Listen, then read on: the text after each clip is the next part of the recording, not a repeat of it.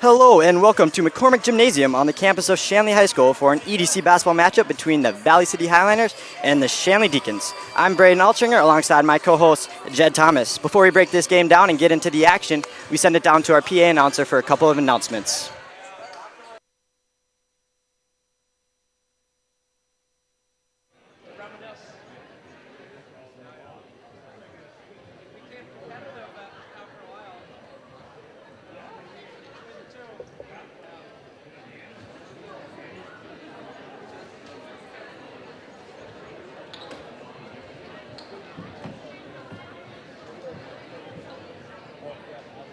Good evening and welcome to McCormick Gymnasium on the campus of Shanley High School for tonight's Eastern Dakota Conference girls basketball game featuring the visitors on the scoreboard, the Varsity Highlanders, and your home team, Shanley Deacons. Shanley High School campus, I'd like to remind everyone, this is tobacco, drug, and alcohol-free campus. We thank you for your cooperation in respecting these rules while on our school grounds. The concession stand and restrooms are located south of the gymnasium in the commons area of the school. At this time, we ask that you please rise to remove all headwears. Father Charles LaCroix will lead us in prayer. In the name of the Father, and of the Son, and of the Holy Spirit, amen. Thanks and praise be to you, God and Father of our Lord Jesus Christ, who has bestowed on us in Christ every spiritual blessing in the heavens. And we thank you for the great blessing of being able to gather here tonight for this contest. We ask you, as always, to be with us throughout the entire evening, watch over us, bless us, keep the players in good health, reward them for their efforts, may they enjoy the contest here tonight, and let everything we do here tonight be pleasing in your sight, and when the evening is complete, help us to arrive at our homeward destinations in safety. We pray all this in the name of your Son, Jesus, by the power of your Holy Spirit, your God, forever and ever. Amen. In the name of the Father, and of the Son, and of the Holy Spirit. Amen. Please remain standing as we honor America with the playing of our national anthem.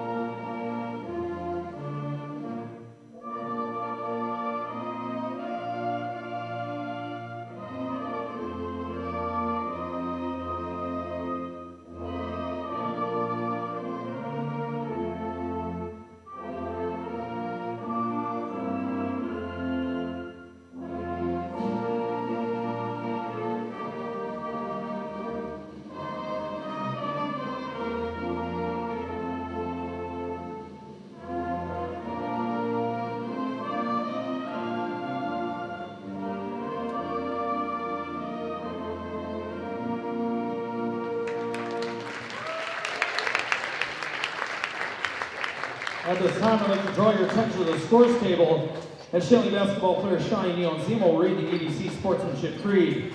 Don't go anywhere, folks. North Dakota High School basketball is next after a brief message from our sponsors. This broadcast is presented by American Family Insurance, Ken Craft Agency, Bell Bank, Beyond Boundaries Therapy Services, Butler Machinery, Ed's Marine, the Fargo Jet Center, First International Bank and Trust, Forum Communications, Haley's Hope, Hurley's Religious Goods, Luther Family Buick GMC, Master Construction, Moore Engineering, Network Center, Northern Improvement, Off the Wall Advertising, Robert Gibb and Sons, Sanford, Shields,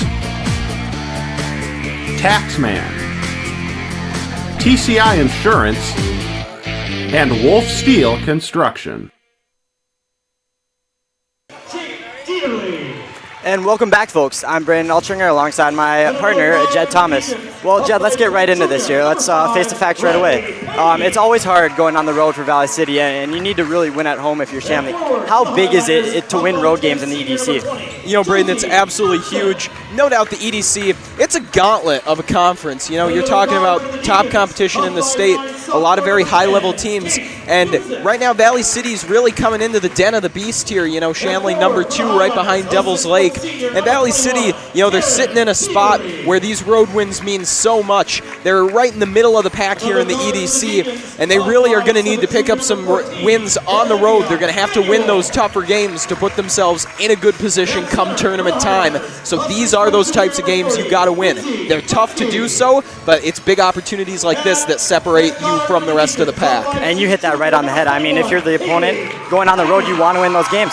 But if you're the home team, you really got to win those home games so you can secure your top position at the head. Yeah, no doubt about it. Another thing is, who are your players to watch, or kind of keys to the game for each opponent here? Yeah, Braden, you know, I think for Valley City, no surprise, we're going to be looking at Taryn Dieterle. The senior has been a key contributor on this team for a while. She's averaging 19 points, 10 rebounds a game. So no doubt averaging that double-double, she's going to be a player to watch. For Shanley, no surprises. It's going to be Riley Payne, 20 points per game, 10.6 rebounds. Again, another girl averaging that double-double. Payne and Dieterle, arguably the 2 top girls in the East here in high school girls basketball. So I think we're going to look at a pretty good matchup between those 2 girls tonight. And I would have to agree. Also, Dieterle's sister is another really good basketball player for Valley City. So that's another one to look out for Valley City as we get going here. Yeah, Jaden Dieterle, just a sophomore, but like you said, another dangerous weapon for this Highliner squad. Alrighty, folks, and it looks like the referees are about to toss the ball up, and we'll be underway with some girls basketball.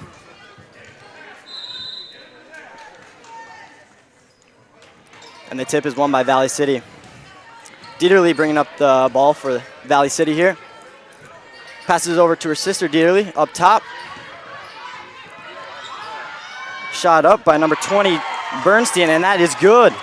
Yeah, Josie Bernstein right away, Braden, hitting the 3. That's an area Shanley's going to have to try and match here. Their 3-point shooting has not been the best the last couple games. And that's huge to go on the road and get those first points. Kind of calms the nerves and gets you going. Huber trapped over here right in front of the Valley City bench, and it's a turnover. Dieterle bringing the ball up the floor now. Kicks it inside, kicks it out. Another 3 is up, and it's good. Another 3 for Bernstone. That is just huge, Jed. Can't you imagine that?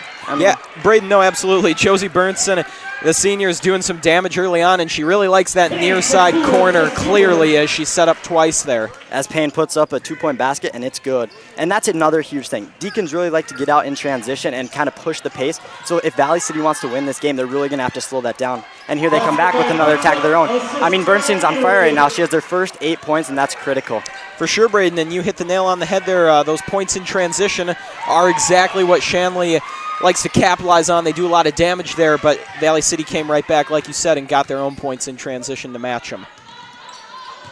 Turnover by Valley City. Busick and Manuel out on the fast break. Nice basket by Manuel down low. It's a four-point advantage for Valley City here as we get going.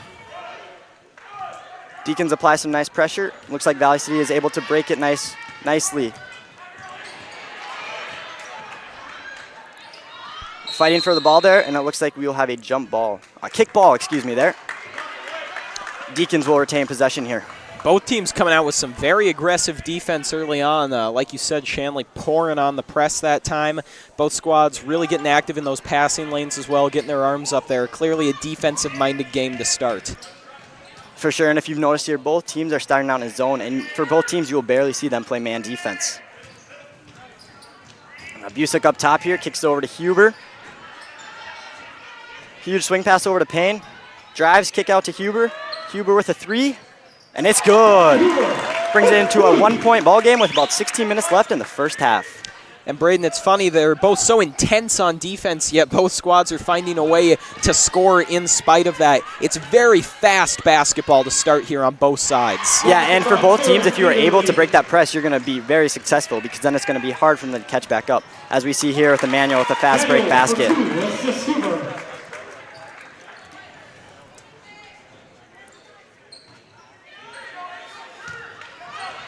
It's a nice job to break the press there, Braden. Yeah, very nice job, but then a nice turnover by Hadley Huber, to get the turnover there. Block shot there. I could not see a number there, but that would be a block shot. Yeah, Braden, that's Lindsay Neske coming up over top. Haley Kleiman at about 5'5", Neske at 6 foot. That's a very tough matchup for Kleiman, but she makes up for it there with a good play on defense. Yeah, and Neske is one person to watch. Shanley doesn't have anyone over about 5'10", so she's really going to be a key player for Valley City here tonight. Huber driving in, makes a nice move, up with his shot, no good. Rebound down to Dieterle. Shear bringing the ball up, over to Dieterle. Manuel guarding her. Kleiman goes for the trap. Nice steal there. Gets it before, ooh, mishandled it. Looks like they're gonna give it to the Deacons. The referee had a missed call there, and it's gonna be Valley City ball. Yeah, Braden, it's a really nice play by Kleiman. She kind of shoots in there for the double team, makes a nice read, gets into the passing lane to knock it away. Unfortunately, like you said, she couldn't keep it in bounds, but that's still a good start. Only leaves them with 17 seconds on the shot clock to work with. And you normally don't see her on an average night, but this will actually be her last game for the Shanley program, so it's very nice to get her some minutes, and she's really one of those key contributors on defense for them. Payne brings up the ball. Ooh, nice steal. They call a foul there on number 20, Bernstein. That'll be her first team foul of the game. And Braden, a really clean game so far. That's our first foul already 4 minutes in. Very clean on both sides. It hasn't been super physical, and with a lot of points in transition, I guess there hasn't been a ton of time to really set up and duke it out in the paint. Yeah, we'll definitely see a lot of subs here, quite a few timeouts with them being pretty tired. Just out of the reach of Riley Payne there, Valley City ball.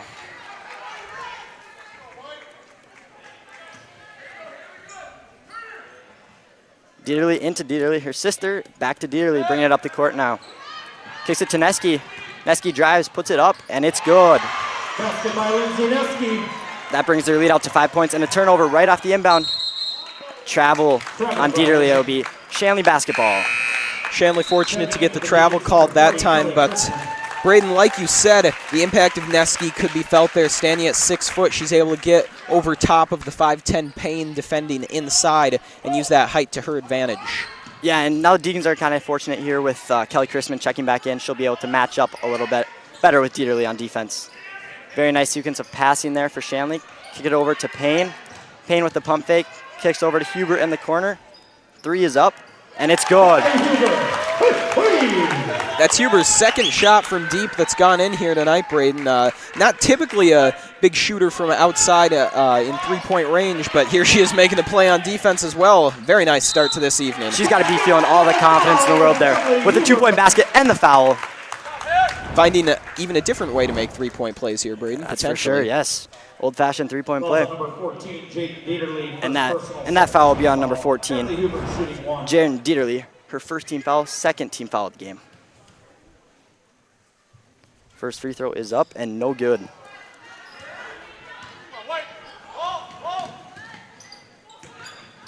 Kicks it over. Oh, turnover by Valley City. Payne with a long outlet pass. Kind of mishandled the ball there and turns it over. Yeah, Payne just didn't set her feet that time. I think she was thinking too much about getting the pass off before she even had control of the ball, and you could see it that time. Almost a steal by Huber there, but it gives a good open look for Bernstein. And that will not be good. We'll have a foul on the play on Valley City. Good hustle from Payne to get up for the board, elevating over Neske despite the height disadvantage, and able to draw the foul. And that's another key play of Riley Payne. She leads the EDC in rebounds per game, so if Shanley is going to want to win this game, she's really going to have to perform like she normally does. Yeah, leading in both points and rebounds. Pretty impressive feat for the junior. There's another one of those passes by Payne, but she converts this one to Huber. Huber dribbling along in front of the Valley City bench, kicks it to Payne. Back to Huber. 3 is up, and it's good. I mean, Huber must be so confident right now, making 3 threes and then having that 3-point basket. Yeah, good grief, Braden. You know, earlier I talked about kind of the lack of a 3-point shot for Shanley this season, but boy, Hadley Huber proving me wrong on that front. Looking very nice from downtown. Yeah, and on the play we have a timeout by Valley City. It will be a 30-second timeout. Well, I like the decision to take the timeout, Braden. You know, they've just surrendered their first lead of the game here, about 6 minutes in. Started off really nice. They're still playing a good game, but now Shanley has come back.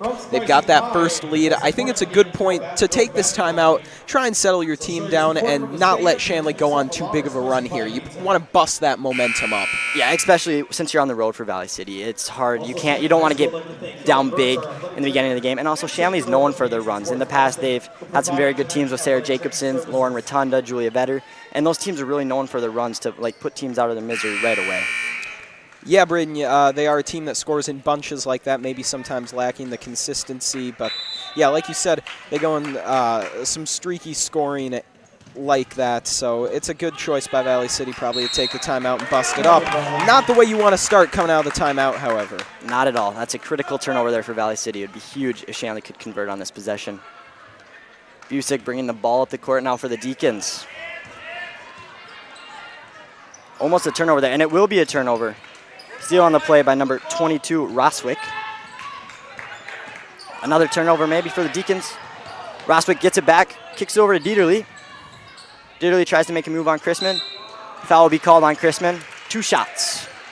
That'll be the first foul on Chrisman and the first team foul for the Deacons.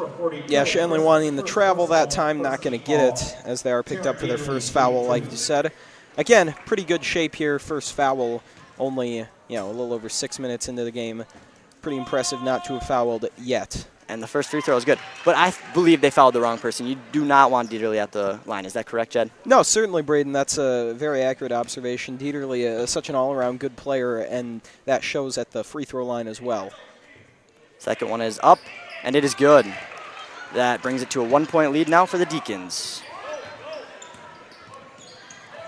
Huber looks for Payne. Very nice pass. Payne with a 2-point basket. Gives them a 3-point lead now. And the Deacons pour on that press right away to try to wreak havoc for Valley City. And that's the aspect of Huber's game that we're used to, Braden. She's usually a playmaker first, scorer second, as Busick makes a really nice defensive play there. But Huber, yeah, usually the playmaker, and you saw why they're just so good at not only finding those passes, but such perfect touch on those balls, even when they're long range like that. Yeah, and I know Coach Jacobson prides himself in confidence with the basketball in practice. So having that many assists and that many points that quick, it's huge for the Shanley Deacons. As the referees get together, they are conversing about if it was going to be a 10-second call in the backcourt, but it looks like they have now agreed that it is not. Inbound play over to Dieterle. Up to Bernstein. Trapped there by the Deacons. Turnover there. Chrisman comes down with it. Hadley will now set up the offensive play for the Deacons. They're going to reset the shot clock here, so that is where the stoppage in play occurred. And again, Braden, making that defensive play, it was Kate Busick. We saw her force the turnover, well, not quite a turnover as it rolled out of bounds, but she made the disruption on that previous play, then gets the steal here. Kate Busick has really been a difference maker defensively for Shanley this season. And I believe that's one of the reasons why she is in there, because with Hadley being another point guard, 2 point guards out there on the floor is not that common. With Busick hitting another 3 there to get a 6-point lead for the Deacons. And that's the aspect of her game where there's so much potential. She maybe has not, realized it fully yet, and that's understandable playing behind top scorers like Huber and especially Riley Payne. But Kate Busick, we know the defensive prowess is there like we talked about, and it's that perimeter shooting like you saw where there's so much room for offensive growth as well. She's looking like she's going to slot in very nicely when Payne and Huber are gone that senior year. Chrisman with a 2-point shot. Rebound down to Dieterle. Trap there is Dieterle. Dieterle over to Riley Payne, hits it out of bounds, and it'll be Valley City ball. And that's okay. You don't always have to get the turnover because you're still able to disrupt the flow of an offense. You burn a little time off that shot clock. Even when you're just poking it out of bounds, that's still a positive for a defense. And I don't know where that pass was headed, Jed. That was way over Neskik's head. Well, Braden, Riley Payne got in there and got her hands up over top of Jaden Dieterle, kind of obstructed her view. Not only that, but kind of stood in her way so she couldn't complete the motion. I think that was just good defense by Payne that time. Over to Payne. She shoots the 3. Long ball. No good off the back upright. Chrisman with the save. That was a very nice play. Payne with another miss. Crispin with another rebound. Busick's driving, kicks it out to Huber. You know, that was a very nice move by Huber there to get open and get her a nice open jump shot. Unfortunately, it did not go in. Another rebound by Crispin, and it's good. Well, I tell you what, Braden, Kelly Crispin pulled down about 3 offensive rebounds that time. Finally, by the end of it, she said, I'll do it myself, and then just went up and got the 2. She was sick of having to grab the rebound. She just wanted to get that bucket to go. Yeah, anytime you're getting numerous rebounds on one possession, you're really helping out your team. Normally, you don't see numerous rebounds on one possession, more in a couple minutes span. For sure, Braden, you know, grabbing successive offensive rebounds like that is a pretty tall task, especially when you're going up against a team that does have that height advantage. Taryn Dieterle coming in at 6 foot, Lindsay Neske at 6 foot. Kelly Crispin doesn't quite have that same height, but her compete level so high, such a high motor. You saw her just getting in there and fighting for it. She's a real physical presence down low, and it showed that time. Again, those 3 offensive boards in a row, cap it off with the basket. Those are the plays you love as a coach. Yeah, and it doesn't matter if she's very skilled in her basketball talents, but if you're going to work hard and hustle, you're setting up great for your team to help out. And lucky for the Deacons, she is also pretty skilled on the basketball side of things as well, so it's a good combination there. Yeah, you don't come along those players quite often where they're very skilled and really want to work and get better and help out their team. And now, coming back out of the timeout, Deacons are up by 8 with about 10 minutes left remaining in the first half. It would be Valley City ball in their backcourt. Looks like the refs are waiting for the Deacons head coach and assistant coach to sit down. Valley City just taking their time, passing it around, finding the right look to get it up the court. They finally find a good look over to Neske. But Busick is able to get in there and disrupt that play. That was a very nice play by Busick there, Jed. Yeah, once again, Braden, it's Kate Busick just darting in there. She's got a really keen sense of knowing where that ball is going to be before it even leaves the hands of the passer. Shot up and is off the back iron. Rebound there by Dieterle. We'll have a turnover for Valley City. It'll be Shanley ball.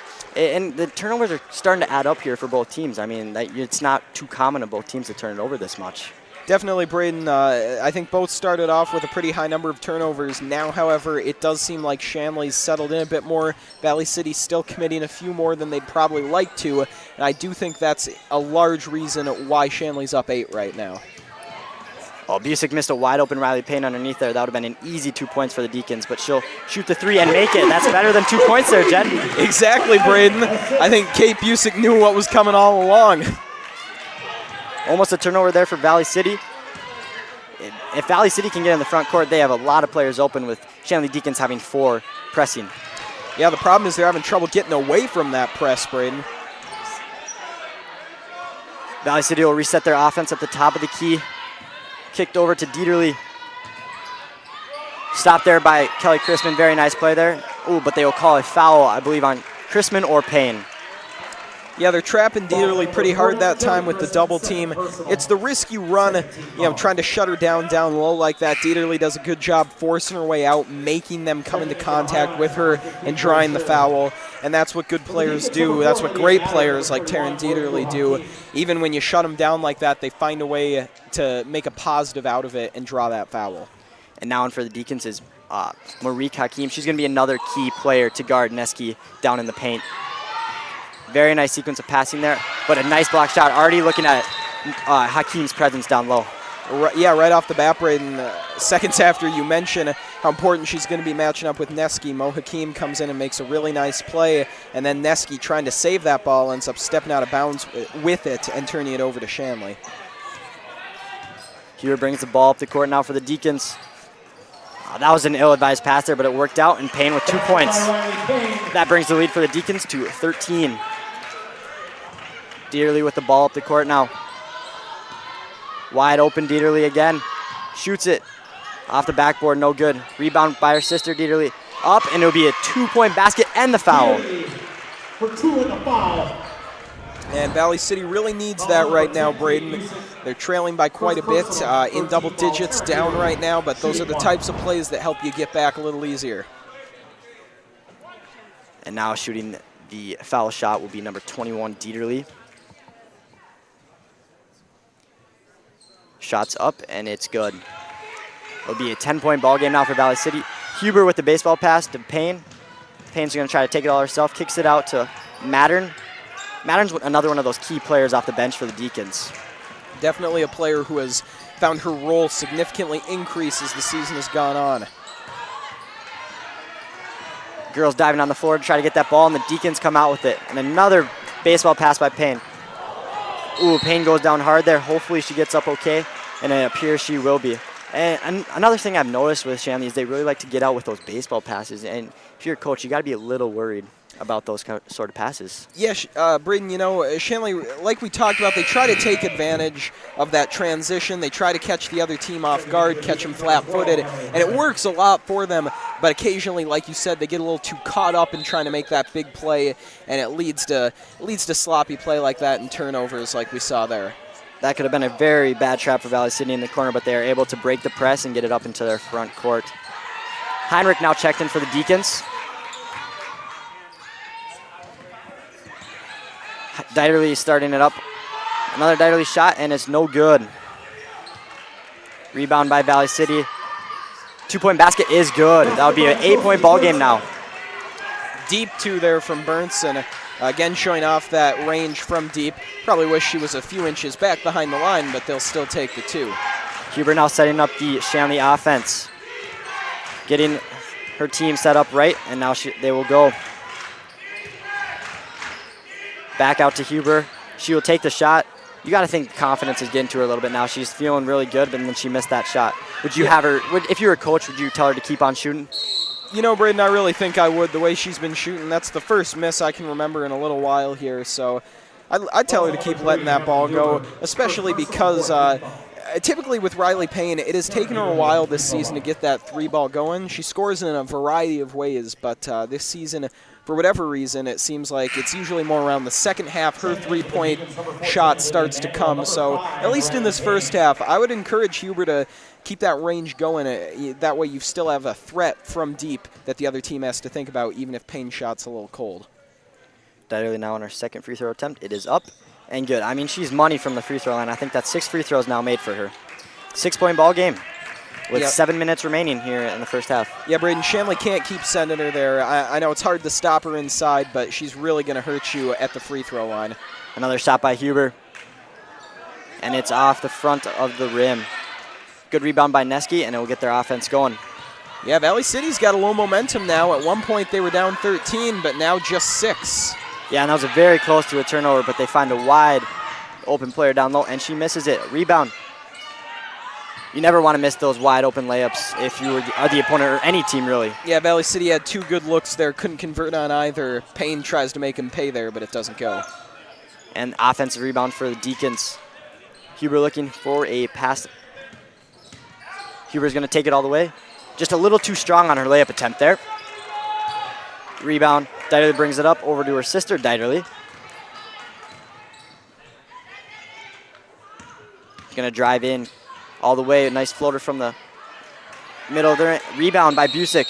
Timeout by Shanley. First timeout of the half. Yeah, smart timeout there from Shanley. Keeping possession of the ball, not having the jump ball occur. But Braden, now it is a 6-point lead, like we talked about. It's been a game that's gone in waves here. You know, Valley City started off very nicely. Shanley comes back and builds a comfortable lead, but the Highliners have found themselves right back in this thing. They've done a good job fighting back here. Yeah, Deacons had about 11 to 2-point run there, and now Valley City's kind of cut it down to 6. So if you're Valley City, you really got to tell your players, you know, Deacons are going to come out here and look for another run. And it's going to be a fantastic next couple of possessions with both teams coming out with full energy. I'd certainly say so. And Braden, with a little stop in the action here, we do want to give a quick shout out to Joe Keller watching from Ames, Iowa. Joe, thank you for tuning in this evening. Joe Keller, bit of a Shanley super fan. Always glad to have you watching. And now we do want to remind you folks that boys high school basketball will be after the girls basketball game with about 20-minute warm-up. We just want to inform you guys so you don't go anywhere. So make sure you stay tuned for that game.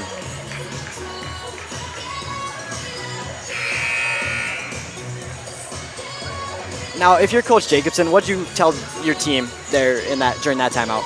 You know, Braden, I'm just telling them more of the same. I think Shanley's playing a good overall game right now. And if I'm Coach Jacobson, I'm probably just trusting my team to run Valley City down. That's kind of what they've done to everybody this season, save for Devil's Lake. They're usually just able to outlast teams because they just don't make that many mistakes, and they're well-conditioned. Yeah, and they also have 4 bench players, and that's very key in high school basketball with a lot of fast-paced games. Turnover there, goes off Hakeem's hands, and it will be Valley City ball. Deacons kind of relax on the press here, allow Valley City to bring it up the floor, and then a nice trap there. Poked ball by Manuel to the backcourt. Valley City kind of playing a little sloppy on that possession there. Opens a very nice opportunity for Shanley. Payne up, foul on the play. She will have 2 shots at the free throw line. Yeah, Shanley just all over those passing lanes, Braden, and it's not that complicated. I mean, it's not as easy as I'm going to make it sound here, but Shanley's just putting their hands up and getting them in the passing lanes. You know, it's not easy. It sounds simple, but they're doing a really good job of it. They're just remembering to get their arms up, and it's paying off for them as these passes are just deflecting right off of them. Sure is, Jed. And Payne's first free throw attempt is good. Second one will be on the way shortly. It is up, and it's good. Rattles in. Now checking back in for the Deacons is Hubert. I mean, that's a quick rest. Deacons are all about quick rest and getting their players back in quite quickly. Well, again, it's just about outlasting your opponent. And again, with a large bench like you talked about, they can afford to take those little rests really whenever they feel like a player needs it. It's very nice to have those players you can slot in there and not have to worry about a decline in play.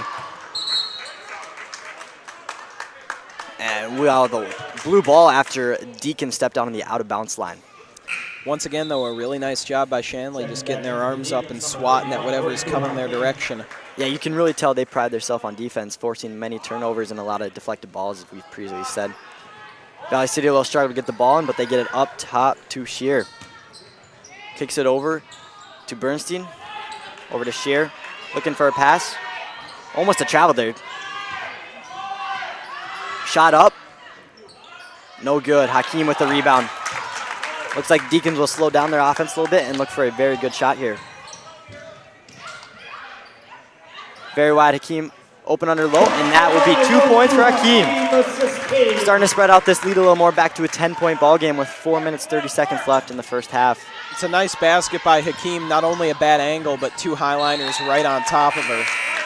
And another deflected pass there by the Deacons who will retain ball for Valley City. Yeah, both teams came out hot defensively. They were very active, but it looks like Shanley has been able to maintain that pace a bit better than the Highliners. Pass over to Dieterle, top of the key, looks down for Neski. She gets double teamed in the corner, trying to find a pass, finds it over to Bernstein. Kicks it over to Dieterle up top. Turnover, another turnover. Riley Payne with a forced turnover. Brings it up the floor. Trying to go all the way, puts it up. That's a very tough shot. Rebound comes down to Hakeem. Looks like the ball will go off Valley City. Shanley will retain the ball with 4 minutes left in the first half. Well, that's a good effort by Walla that time. She's a 5'6" guard, but she goes toe-to-toe with Hakeem that time. She catches Hakeem holding the ball by her hip and takes advantage.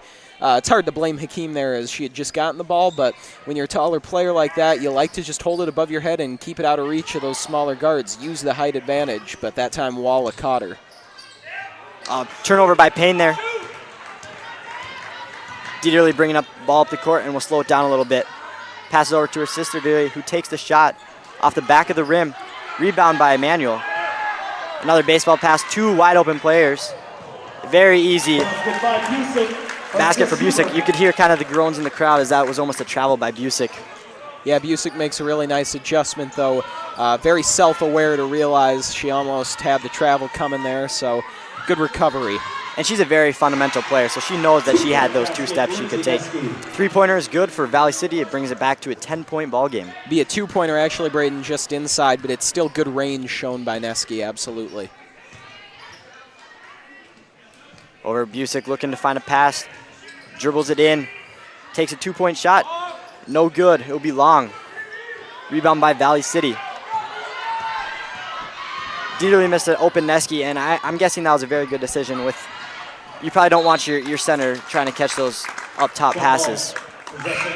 Yeah, just being selective with where she's putting the ball that time. And Braden, with about 2:50 left here in the first, it's a 10-point deficit for the Highliners. If I'm Valley City, you definitely got to keep this one to single digits, I would say, before halftime. You don't want Shanley to start the second half with a big-time lead that they're looking at right now. Nope, missed. Layup there by Huber. Valley City can cut it into a single-digit deficit. Immediate double team on Neski. Neski gets it back, shoots the three. Looks like it's going to be short, and that's an air ball. Payne bringing it up the court. Looked like there could have been a foul there, some sort of call by the referee, but it was a good no call, I believe. Over to Busick, up top to Huber. Tries to make a move, but can't get by her defender. Busick's driving. Little hand check there on the defender. Referees don't call it. Now they're going to call a travel on Hakeem. Just trying to get it one too many steps, try to get that pass over to Mattern.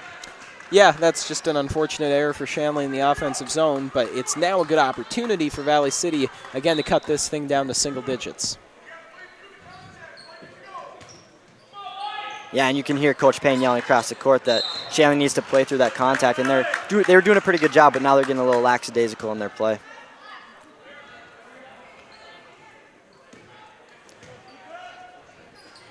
After the foul call, Valley City will throw it in right in front of the Deacons bench. It'll be on Payne, her first personal, 5th team foul. Valley City pretty comfortable setting up the offense to get a good look. Just swinging it around the key. Inside, oh, Hakeem could have had a very easy steal there, but goes right off her chest and out of bounds.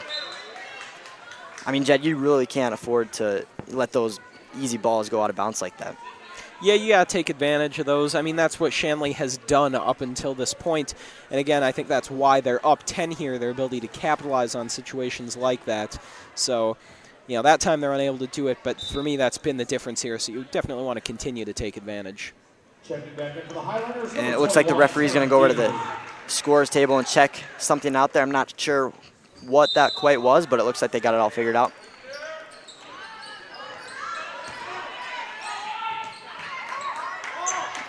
Bernstein up top now. Going to drive right in between the defenders. Very easy look there, but does not go. Tough play on the floor to see who can retain possession. We'll call it a jump ball, and it will stay with Valley City. Well, Valley City now has had several cracks at the hoop here. The ball's been down in the Shanley end for a while now, and they really got to come away with points here, you feel like. It'd be very unfortunate to spend so much time down here and not come away with anything. Yeah, they've had some very good possessions, but they're just kind of in a scoring drought right now. And, you know, sometimes to good teams, the baskets don't come all the time, and you got to figure out how to manage that just like that. That's, yeah, about as good of a scenario as you can hope for, getting the two, and now an opportunity to complete the three-point play with your best free throw shooter at the line. Yeah, and that play, we've seen that like 3 times now. Very familiar that she gets fouled and is able to go to the line to try to make it a 3-point play.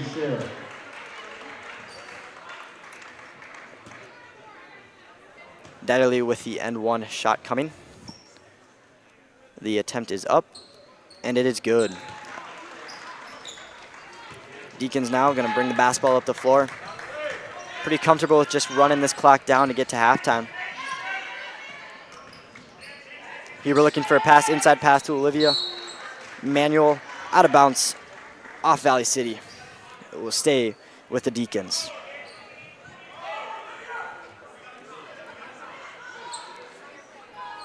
.20 seconds left on the shot clock. Guessing the Deacons will like to run that more down to 10-ish and then go look for a good shot attempt there. Very nice pump fake by Mattern. Allows her to get a nice easy layup for a 2-point shot. It will be a 9-point ball game now for the Deacons. And you know, Jed, Deacons have really kind of laxed their press a little bit. Do you think that's because they're getting tired, or because Valley City is kind of beating them back? You know, Braden, I wouldn't say they're getting tired. I think they're game planning for when they do get tired. I think they're probably trying to keep themselves rested to come out strong at the beginning of the second half, because, you know, any team with a lead at the end of the first is going to try and put things away at the beginning of the second. You try and come out with a big burst of energy and finish it right there.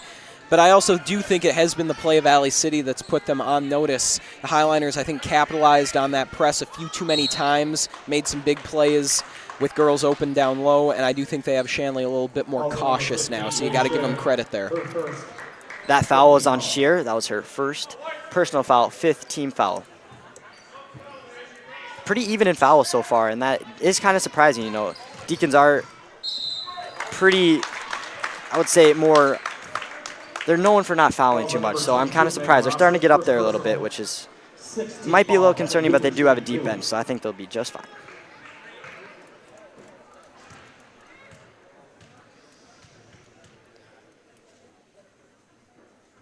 The first attempt free throw for Huber is no good. She will have 1 remaining.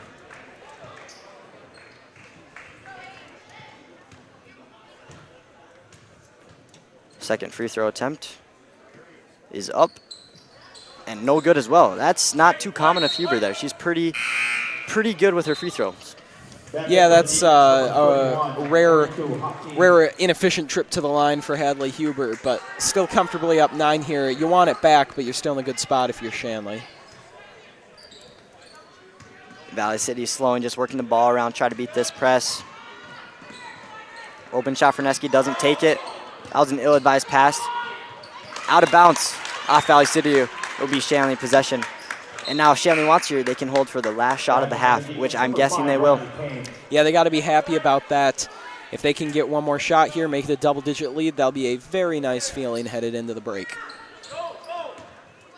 Busick bringing the ball up the court for the Deacons. Crosses the half-court line. Offense is getting set up. Payne with an open shot, decides not to take it. Will drive in, but get blocked inside the paint there. Now Valley City can hold the ball for the last shot. I was a little surprised there that she took the ball so quickly. Neski with no good. 4 seconds left. We'll see if Deacons get another shot up. It appears they will not. So that will do it for the first half. Deacons are up by 9. Jed, any final comments on this half for either team? Not really, Braden. You know, I think Shanley played about as well as they'd want to. Valley City, though, is still hanging around. And, you know, we saw it, especially right away at the beginning of the game. We know they're capable of playing a very close game against Shanley. I think they just need to limit turnovers a bit. And one other big thing, try and rediscover their three-point shot, especially from Josie Burnson. They haven't given her too many opportunities. I'd like to see them drop some more plays to get her out open on the perimeter and see if she can't put a few more in from deep. Yeah, and you know, shots just aren't falling for Valley, so they're going to be expecting to get some more shots falling here in the second half. With that being said, Deacons are up 9 at halftime. We will be back in about 10 minutes for North Dakota High School girls basketball action.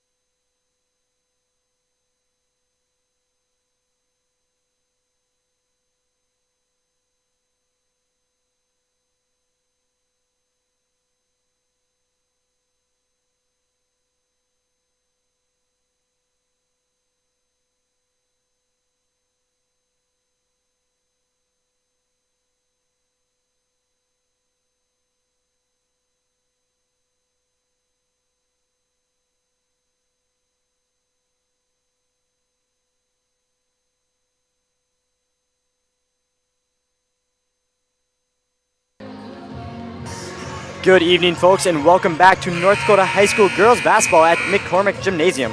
I'm Braden Altschunger, joined along with my partner, Jed Thomas. Before we get into the action, we'd like to remind that Shanley TV is made possible in part by the Shanley Athletic Club and their generous members. Check out their website today at shanleyathleticClub.com to learn how your membership contributes to Shanley TV. The student-athlete needs. While you're there, be sure to renew your annual membership by clicking the Join Now button or become a member if you are not one already. It is easy to become a member and anyone can join, so sign up today. The Shanley Athletic Club, taking Deacon athletics to a higher level. Well, and Jed, before this second half gets going here, what do you think both coaches said to their team? Well, you know, Braden, for Shanley, I think it's like I said before the half. I think it's just more of the same. Keep doing what you're doing and try to grind them down like they have done to most of their other opponents. For Valley City, you know, what they're doing is working pretty well, but I think the big things they probably emphasized were limit the turnovers, take things a little slower, don't try to rush your way out of that press when Shanley puts it on. And I would say they're probably thinking about taking a few more of those shots from deep because Shanley's giving them the opportunities. For whatever reason, though, they're not pulling the trigger, so I'd like to see a little more of that. Deacons will start the basketball here. Nice pump fake by Busick, swings it across the court to Payne. Payne with a three-point attempt, and it is no good. And she takes a hard fall after that shot. I'm surprised there was no foul on the play. Valley City will now bring it up the floor. Set up the offense here. Swings it back over to Dieterle. She's going to take a nice floater off the glass, and it's good. It'll be a 7-point ball game now. Huber with bringing the ball up the floor. Finds a little bit of pressure there by Valley City, but is able to get it over to Payne. Payne back over to Busick. Busick down to the corner for Manuel. Manuel with a quick release, and it is no good. Nice play there by Neski to retain possession for Valley City. Back over to Dieterle as she crosses half court now for Valley City. Bernstein on top of the key over to the other Dieterle. Bernstein looked like she was going to take that shot, but decided not to. Very tough pass there. And a foul call, it will be on Hadley Huber. Yeah, blocking foul called that time, just catching a little bit too much of the arm. It looks like they'll get Chrisman, but, you know, there were a lot of arms up there. You could probably make the call on a couple girls, but, yeah, just a little too much of the arm that time. At least they're not sending Dieterle to the line. That's one thing they probably want to work on, is she made a few too many trips. And Neski's first free throw attempt is no good, with the second one coming. Second one is up, and it rattles in there. Huber bringing the ball up court, finds Manuel in the middle of the floor. She brings it past top of the key over to Busick. Nice swing over there to Payne. Payne looks for a pass and crosses it right back over to Busick. Chrisman with an easy two-point basket there to stretch out the lead back out to 8. And you know, one thing I've already noticed is that it's already a little bit slower half. It's not as fast-paced as the first half began. I think both teams are probably fine with that, Braden. Valley City especially probably doesn't want to get caught up in a battle of transition scoring with a team like Shanley. You know, and just as we're speaking, the pace is already kind of bringing it back up a little bit after that made shot there by Valley. It would be a kick ball there on Chrisman as she tried to kick it over to Manuel. Can't really do that in basketball, can you, Jed? No, you cannot. It's not soccer, Braden, and that'll cost them. It'll be Valley City ball here just 2 minutes into the second half. Dieterle patrolling the offense, kicks it over to Shear. Into Neski. Neski looking for a pass, finds it for Dieterle, and she takes the shot attempt, and it's good. Just a 3-point ball game now. If you're Deacons, you might be a little worried here, but they're a team of runs, so you'll be expecting a run right here. Payne to Huber in the corner. Quick pass to Chrisman down low, out to Busick. Payne with a 2-point shot attempt, and it's no good. Valley City the rebound. They do have a chance to tie it here on this possession. Very nice pump fake by Neski. Drives in and just misses the layup there. Deacons somehow come up with the ball, and now they're off and running. Huber goes off Huber's knee, actually, and it'll be Valley City's ball. And Braden, this has been an ideal start to the second half for Valley City. I think there were really two ways it could have gone. They could come out and play hard like this, or Shanley could build up their lead to something insurmountable, and Valley City's done exactly what they've needed to do. And Chrisman just getting there a little too aggressive there. That'll be another foul on her. Falls on number 40, Kelly Chrisman, 4th personal. That'll be her 4th personal already, so she'll be sitting for quite a while in this second half. And that's a quick second team foul there for Shanley. Yeah, Braden Chrisman, such an effective player because of that physicality, but that does sometimes cost her with the fouls. And just like that, we have a tie ball game, folks. Valley City applies the pressure right away, almost forces a turnover, but somehow Payne comes away with it. Deacons swinging around the key. Payne kind of trapped over there in the corner and turns it right over into Dieterle's arms.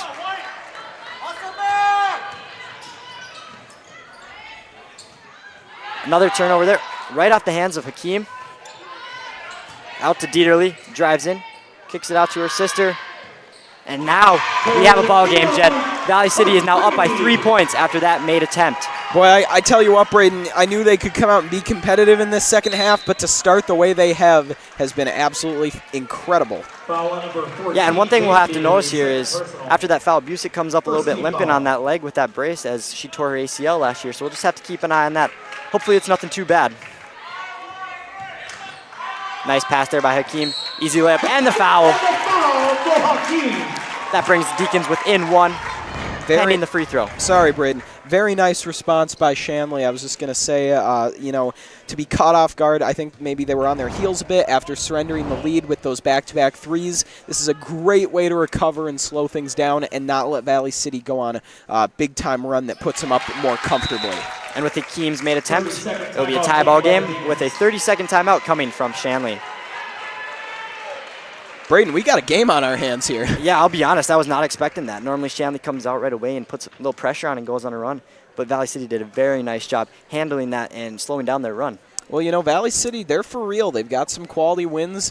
They're hovering around 500, but they're a couple games above, towards the middle of the pack. We talked about this being a game where they could really set themselves apart from the rest of those teams in the middle there, the rest of those 500-ish teams. And right now, even if Shanley comes away with the win here, Valley City is still showing that they can really hang with the top teams in the East. I tell you what, I think it's really putting a lot of the East on notice the way they're playing so far. And if they can come away with the win, that'd be even bigger. Yeah, I would agree. The win would be huge, but no matter what, Valley City has to get a little bit of confidence from this game here. And back after the timeout, Valley City will inbound the ball. Working the press breaker. Pass into the corner over to Bernstein. Finds a nice pass by Dieterle. Foul on the play. Looks like the foul will be called on Huber. Another excellent job by Taryn Dieterle to draw the foul. Drawing fouls, it's not something that you maybe work on in practice, but it is a skill certainly right up there with the ability to score, to rebound, to make plays. Being able to draw fouls, get in there and get that contact is something that every offensive player should have in their tool bag.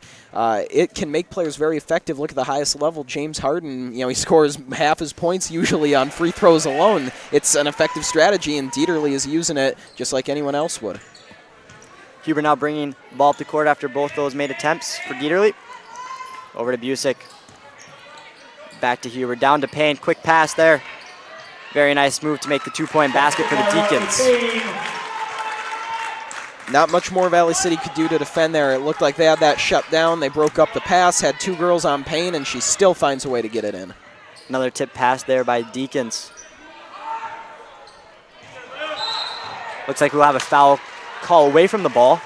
I believe that will be on Hakeem. Falls with number 31, Moriku Hakeem, first personal. And that'll be her first personal. That'll be a fourth team foul of the half. Inbound the ball over to Bernstein.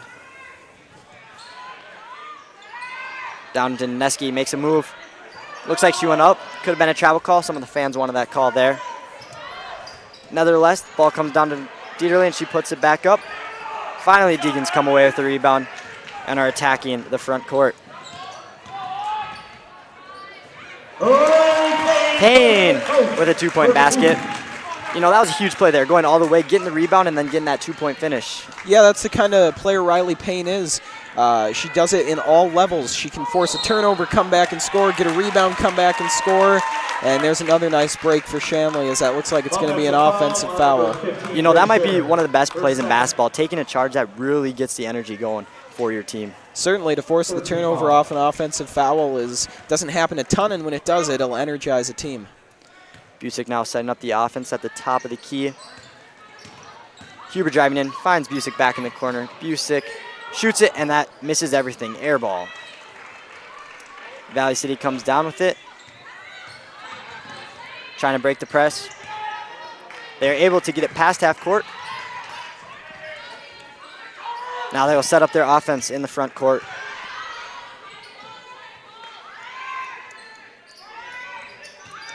Drive down the baseline, kick over to Dieterle. Need a shot, get a shot off here with 5 seconds remaining.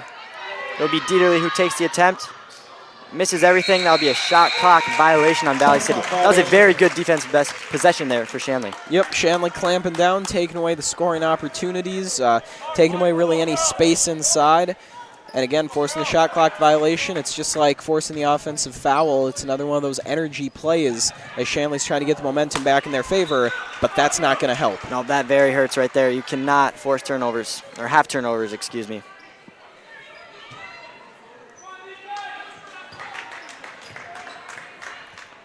Pass over to Shear. Back over to Dieterle. Up to Neski. Quick pass there. Somehow Bernstein comes away with it. This shot by Shear is good. It'll be a 2-point basket. Her foot was on the line. Full timeout. And does that timeout by Valley City surprise you there at all? You know, Braden, a little bit, but I can see the reasoning. You know, Shanley had been on a run there, and I don't think Valley City was really expecting it to stop just because of a quick 2 points by their offense. I think it's a good decision to get the 2 and then take the timeout with the game tied up. Now you can settle down, maybe correct some of those mistakes that were happening that led to Shanley retaking the lead. Again, you know, when Valley City came out to start this half, it was clear that the turnovers had been cut down on. They were playing a cleaner game these last few minutes. However, they've kind of reverted back to the way things were going in the first. I think it's a smart timeout to just remind them to keep using those adjustments they made during the break, those adjustments that got them back in this game. Yes, and as we have a little break here, we do have one score update, and it's at halftime. Devils Lake leads the North girls 46-17. We'll have to keep our eyes out on that. Devils Lake is a very good team. I'm pretty sure they are at the top of EDC right now. They are undefeated in EDC play, Braden. Devils Lake came into this very gymnasium, and they beat Shanley pretty handily when they came in here. They're looking like the team to beat out east at the moment. Now as we come out of the timeout, it'll be Deacons ball in their backcourt. Payne inbounds it to Huber, right back to Payne. Deacons are quite comfortable just passing around to beat this press Baker. Now Payne dribbles it right up the middle. Kicks over to Mattern. Ill-advised pass there by Mattern, almost turns it over, but back to Mattern. Nice pull-up shot. Rattles out. Looks like we'll have an out-of-bounds call on the Deacons. It'll be Valley City ball. Yeah, it's good physical play underneath. Hakeem and Dieterle battled it out that time. Unfortunately for Hakeem, she's caught out of bounds there, but still good effort play from both girls. It looked like that was going to be a turnover there, and Deacons were going to have a wide open layup it here. There's a turnover right there. Payne with a three-point attempt. It's good. It's about time she gets going. It's kind of taken her quite a while to make those shots, but it seems like she might be settling in here now as the second half gets going. Well, Braden, it's like I said in the first, for whatever reason this year, it's taken Riley Payne a while to get going in most games with that three-point shot. However, when it's come in bunches, and she's been able to lay it on pretty thick. So we'll see if she can keep that up here. Huber with a deep pass over to Mattern, makes a little move. Huber will set up the offense here for the Deacons. Passing the ball around the three-point line, the Deacons are. Nice pass to Hakeem, but she cannot handle that bounce pass. Valley City ball. Dieterle will slowly walk the ball up the court for Valley City. Pass to Neski. That was almost another turnover for Valley City there. A lot of almost turnovers, you could say, for both teams right now. Absolutely, Braden, as that layup from Dieterle is going to be negated by the travel call. And number 22, Couple of substitutions here for both teams. Number 14, Manuel is back in for the Deacons. It's going to be Walla in with Rosewick for Valley City. Easy press break there for the Deacons. Able to get across half-court line pretty easily. Huber with the three-point attempt. It's up and no good. Rebound to Valley City.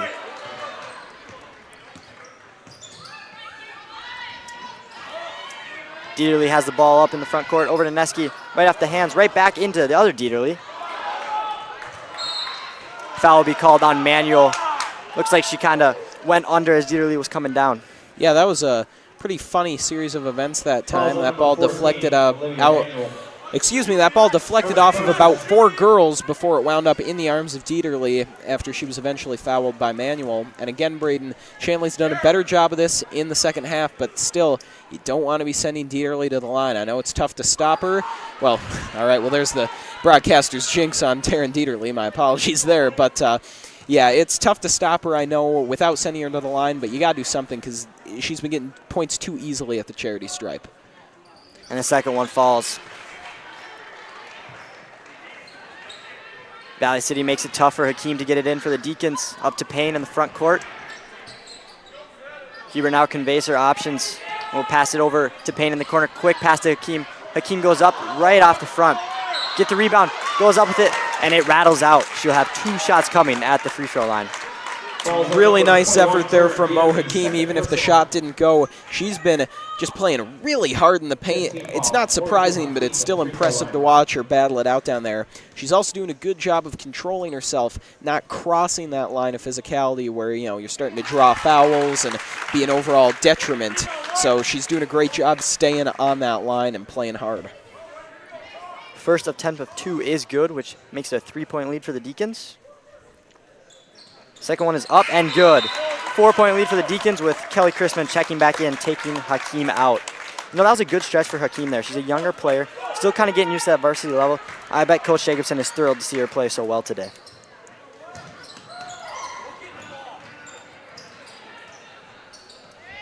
Neski is going to take the 3-pointer off the back of the rim. Huber comes down with the rebound. Hand checking there on number 22, Roswick. There'll be a foul on her. Foul number 22, Megan Roswick, second personal. That'll be her second personal. 5th team foul of the second half. Back in for the Deacons. Now back in for the Deacons will be Busick, taking out Hubert.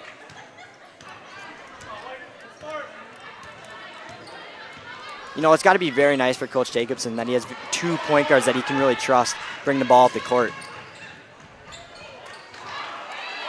Off the turnover, the 2-point layup is no good for Dieterle. Rebound goes to Deacons as they push the pace up to the front court. That's Manuel with the ball. Kicks it over to Payne. Payne conveying her options. Can't really find anyone. Finds Madden in the corner. Nice bounce pass off Chrisman, but she just can't handle it. We've seen a couple of those plays for Shanley Centers where they just can't get a good grip on the ball.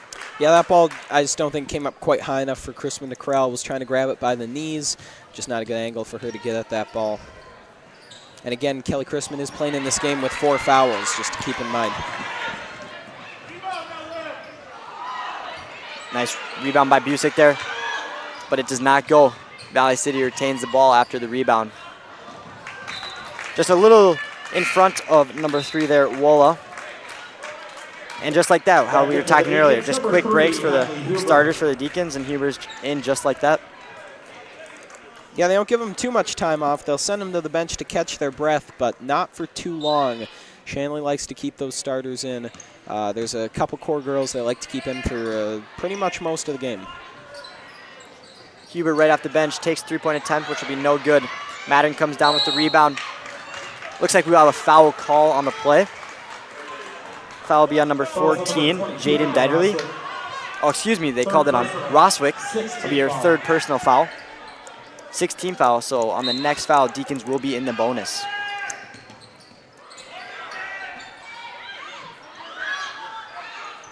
Chrisman inside, misses the layup. Had about 3 girls guarding her. That was a very tough shot. I'm surprised she got it all the way up to the backboard. That's her 5th personal. And that's the risk you take with 16 foul. Chrisman coming back in. Just like that, she will be out of this game with 8 minutes remaining. Yeah, it's an unfortunate break for Shanley. A little confusion here as the Deacons aren't aware that she fouled out. Yeah, I just don't think they knew that, but good news for them is that Mo Hakeem has been playing, filling in very nicely for Kelly Chrisman, so that's good for them. Should be a seamless transition. Valley City bringing the ball up the court now, facing that Deacon pressure. Kicks it over to Dieterle. Tries to make a move on Payne, but is unsuccessful. Now we have a foul call on Payne, which fouls are starting to add up here for both teams now. Yeah, they're starting to play a factor. Valley City's already in the bonus now. And something we're going to have to watch here is Shanley sitting at 7 and the Highliners at 6, respectively. Now, normally we see the other Dieterle at the line putting in the shots, but now it's her sister, Jaden Dieterle, at the line. First end of the bonus is no good. Rebound Mattern. That'll be off the leg of Roswick. Shanley Deacons will retain possession.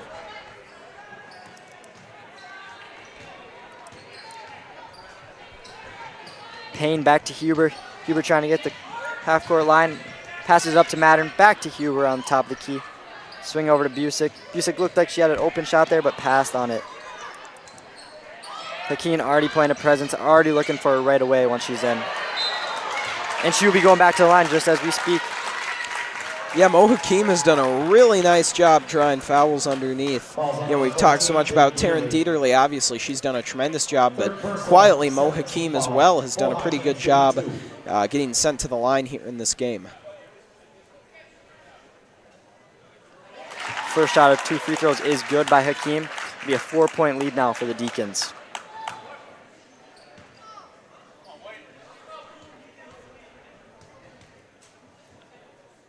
Second shot is underway, and it is no good. Rolls off. Rebound by Dieterle. Valley City is quite comfortable with just walking the ball up the floor and getting a good offensive possession here. Turnover by Huber. Almost looked like her volleyball skills, kind of batting that one out of bounds. Yeah, no kidding, Braden. Again, just highlighting the activity of Shanley on defense, just still doing a good job getting their hands in those passing lanes.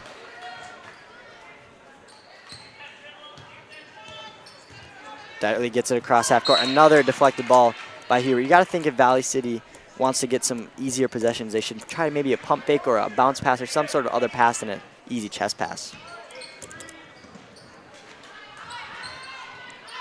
Neski with the 2-point shot right above the free throw line is no good. Ball comes down to Payne with she has 3 defenders on her. Somehow gets out of there, leading the transition break for the Deacons. Payne for 2. That was a very nice move. Not sure if she got away with the travel there, but overall 2 points for the Deacons. I was going to say the same thing, Braden. I am not sure about the travel, but it was a really pretty looking move nonetheless. Does a great job faking out the defense one way and then going back the other with that shot. Valley City kind of looks like they're losing their, getting some jitters are getting to them a little bit with a 7-point lead now for the Deacons. Valley City will call a timeout, which will be 30 seconds in length. Yeah, that's a really good use of a timeout there by Valley City. Like you said, the game was maybe just starting to slip away from them a little bit, and so I think it's a good decision to take the timeout, try and reset here, catch your breath, and just try and bust up this run by Shanley. And we do have another score update for you in girls basketball. 36-25 is the halftime lead for the Mustangs over the Bruins.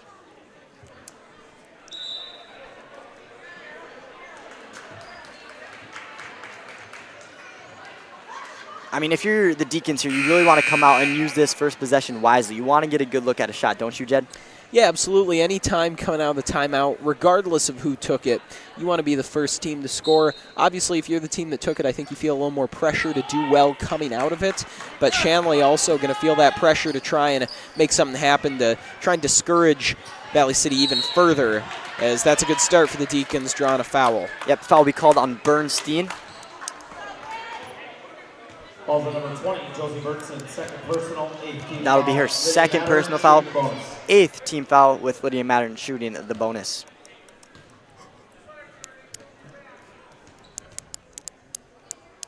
The first of the 1-and-1 is good.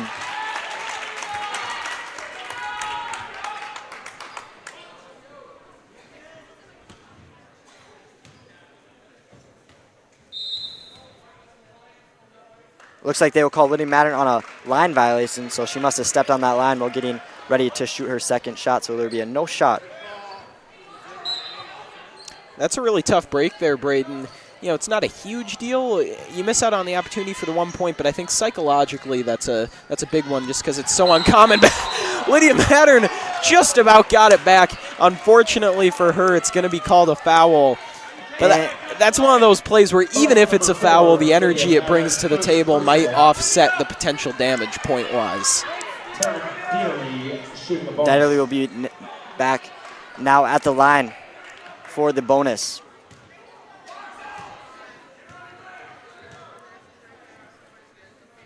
First end of the 1-and-1 is up, and it'll be good. She will get the second shot at the line. That made attempt brings their deficit to 7 points.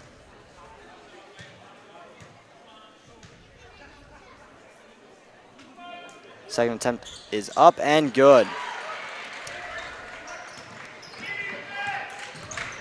Huber facing a little bit of pressure. She tries to get up and fumbles it right out of bounds. That's huge for Valley City. Get a little confidence for them. 6 point game now, getting the ball back. Plenty of time left. 6.5 minutes is a whole lot can happen in that span. So Valley City in a good position right now.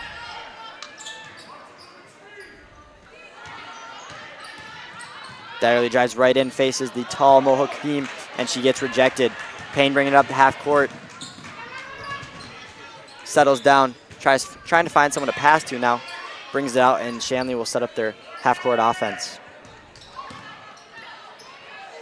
Huber with a little running floater is no good. Rebound comes down, and we'll have a jump ball call. The ball going back over to Valley City. Valley City basketball.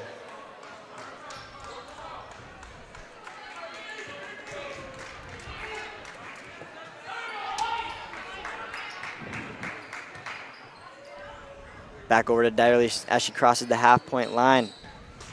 Sheared down. Dieterle somehow ends up with that. Sheer Taneski back over to Dieterle with a nice pump fake. Running floater. And it's no good.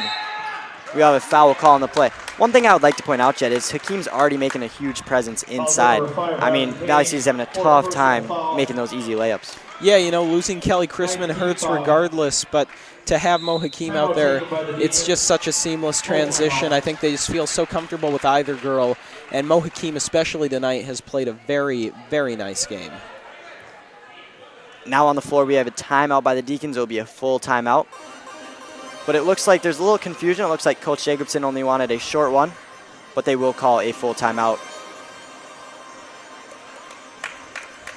Now, if you're Valley City coming out of this timeout, you've got to have a little bit of confidence with it only being down 6 with 6 minutes to go, don't you? Yeah, I think Valley City, I think they've seen Shanley go up close to that double-digit mark enough times here, and they've seen themselves come back. I think they're to the point where they feel fairly comfortable about their ability to keep this thing in check. You know, I think definitely they don't want to let this thing get back to that 9-10 point range, but I think, again, they feel pretty good about their ability to just not let it get away from them. Thing is, though, 5:51, again, it's a lot of time, but if you do go back into that cycle of Shanley up 10, 11 points, you're running out of time to really close that gap up, and even though they've kept it manageable, I mean, we're still looking at 6 points here. You'd like to see them get it back close to even before we get down to the final couple of minutes.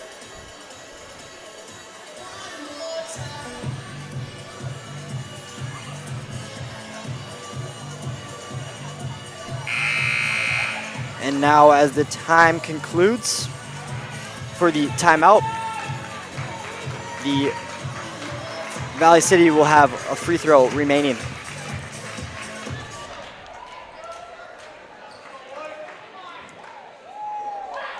At the free throw line, Jaden Dieterle.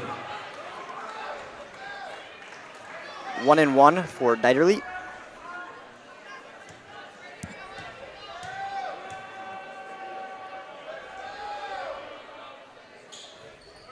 First shot is good. And those Dieterle sisters, I mean, they're just so fundamentally sound at that free throw line. Yeah, you don't want to send either one to the line, Braden, and tonight it's been Taryn going there primarily, but you definitely don't want to be sending Jaden either. Second one is good as well. Cuts it to a 4-point lead for the Deacons. See if Valley City's press can force a turnover here for the Deacons, but they break it nicely. Mattern with a nice pull-up jumper, and it is in. Stretches it back out to a 6-point lead for the Deacons. Lydia Mattern continues to have a big impact on this game for Shanley coming off the bench.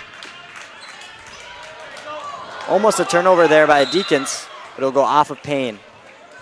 Valley City ball here with 5:30 left in the game.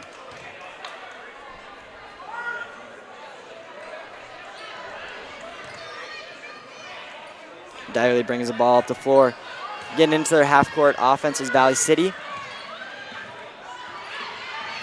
Almost a turnover there for Valley City, but somehow Dyerly is able to. Now it is a turnover for Valley City with Mattern just losing control there and having to slow down. Lose it again, and it's Valley City ball. That is not very good if you're Shanley. You do not need that right now, having a turnover with only being up 6. Yeah, I mean, you got to be happy with the initial defensive play by Mattern. You know, being able to force the ball away from Valley City. However, you're right. It's tough not to capitalize. I think, though, in the end, you're happy to make any play at all on the ball. After a 3-point attempt, rebound comes down to Mattern as she gets trapped in the corner. Huber brings the ball up for the Deacons now. Quick pass to Hakeem. Foul and the basket. That'll be an 8-point lead now for the Deacons with the foul shot coming. If we look at the replay now here, she got bumped in the back. Strong finish there. Hakeem's having a heck of a game. It's a really nice play by Mo Hakeem, and it's a good job to stay strong underneath there. Like you said, she takes a hit from the back, but she does a good job finishing the shot, staying strong, and not getting knocked off. Unfortunately, unable to complete the play, but still a nice job. Valley City brings the ball up the court now. Looking at a trap there. Almost gets the trap, but Dyerly gets it. Passes it in to Shear, and she connects. Valley City now pours on their pressure. Busick to Payne, easily breaks it. Back down to Payne, quick to Hakeem. Looks like they're really trying to locate her down low to get her another easy shot attempt. Payne there with a nice floater. Brings it back out to an 8-point lead for them. It's nice to see Payne get going. Yeah, 2 girls right on top of her from a tough spot. Payne with a beauty. Very, very nice energy right now for both teams as Shanley's diving all over the floor to try to retain the ball.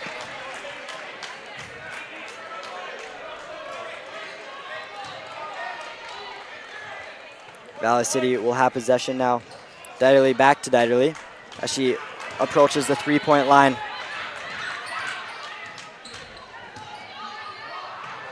Looks like she got away with the travel there, but somehow they did not call it, and Busick comes down with the rebound. 3-on-2 for the Deacons now. Mattern had a good shot attempt. Hakeem down with the rebound, and she has another foul call on her. She'll have 2 shots at the free throw line.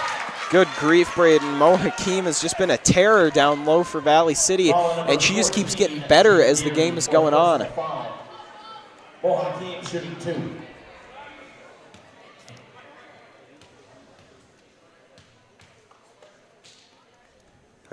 Hakeem's first attempt is up, and it is good. I'd also like to point out that after the next foul on Valley City, both teams will be in the double bonus for the remaining time of the game.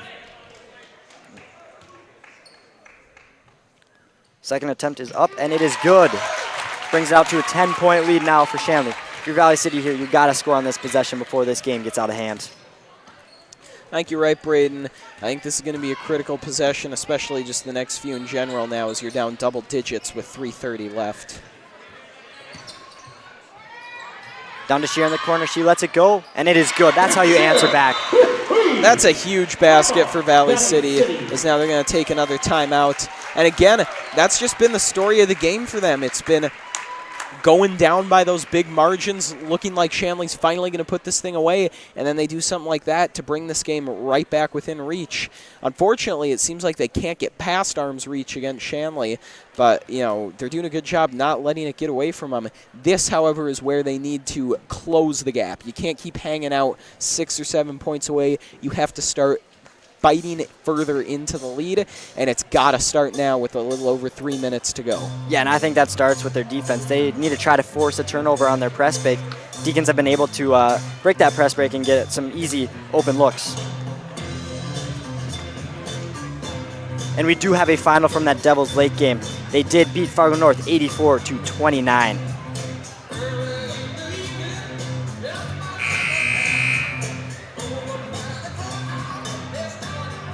you know, we're not looking past this game here, but you got to think Shanley's kind of circling that date for their next game against Devils Lake. Oh, certainly, Braden. I think they're both very different teams. That was an early season meeting, and they've been the 1 and the 2 since then. You know, they've been hanging out in those spots. I think Shanley's looking for revenge there. But like you said, they can't be looking past this one. You know, you can't get looking too far ahead when you got a strong team like Valley City putting pressure on them here at home.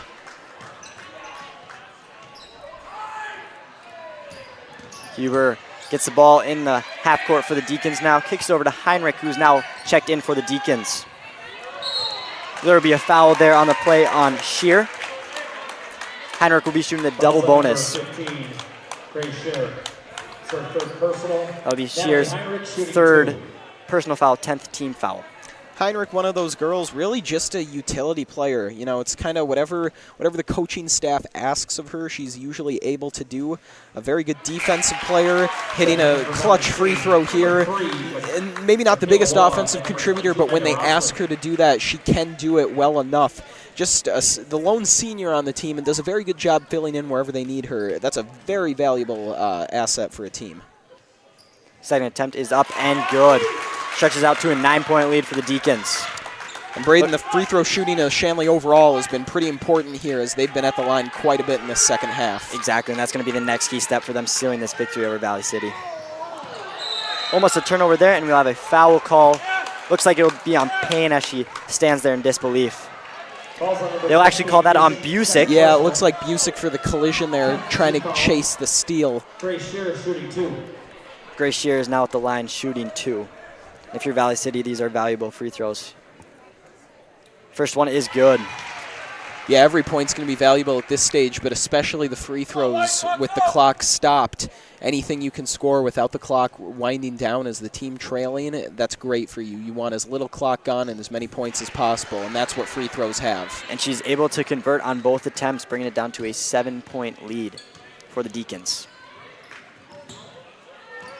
Payne getting a little pressure there. Just outside the top of the key, right around the volleyball line. Huber is also facing a little bit of pressure. Kicks it over to Busick, back to Huber. Payne with a nice floater in the lane, and it goes.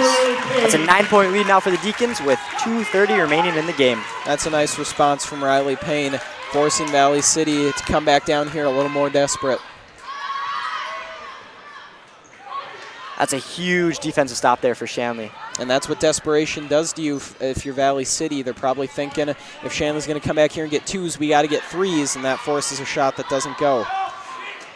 That's a gift, though, if you're Valley City. Shanley taking the 3 there, it's probably not the best course of action. Now you got to take advantage of that slip-up. And that's exactly who they need to cover there. Dyerly with the wide open 3, and she makes it. If the Deacons want to win this game, they're going to have to make sure they know where she is at all times. That was a really pretty shot off the dribble, high arcing and right on the money. Payne down to Heinrich. Heinrich kicks it back out to Payne, and they'll set up the offense. This is more what you want, Braden. You don't want that quick possession and pulling up for 3 so soon. You want to possess this ball. You don't want to do that, however. The travel is going to hurt them here. Yeah, that hurts. Now a 6-point ball game with Valley City getting the ball. If they score here, it's going to be a 1-possession game. Yeah, that's, I mean, gigantic. As I was saying, you want to burn more clock. They had the right idea, but you also can't be making those mistakes. Obviously, you'd rather get the clock all the way down and not score than just travel and leave some time on the shot clock. They did a good job winding it down, but they just make a mental error. Valley City probably setting up a play here looking for one specific shot in general, but they turned the ball over. The ball appeared to touch the out-of-bounds line. Shanley ball. That's an even more costly mistake as now both teams are trading some pretty huge errors. Shanley fortunate that Valley City has the slip-up that time. That was not too good of a pickup by Busick there in the backcourt, but luckily she found a player to pass to. And now with 1 minute, 15 seconds remaining in the game, Shanley Deacons will call a timeout. It'll be a 30-second timeout, so just a quick one here. Probably just going to talk over what they're going to do here on the next few possessions when Valley City has the ball or if Shanley has the ball. Yeah, Braden, I mean, there's a lot you got to go over if you're both teams here.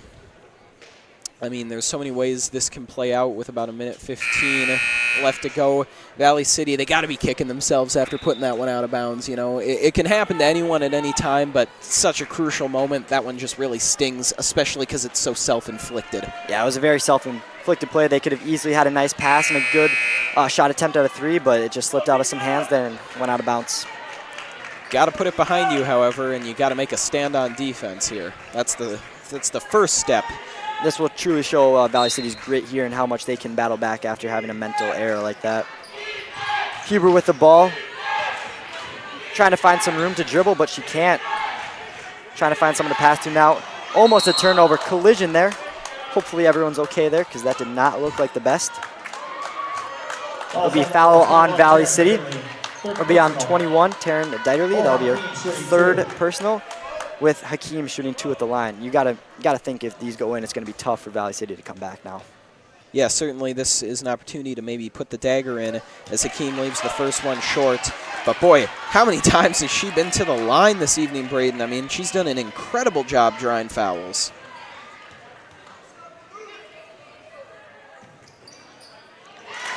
Second one rattles home, which makes it a 7-point ball game.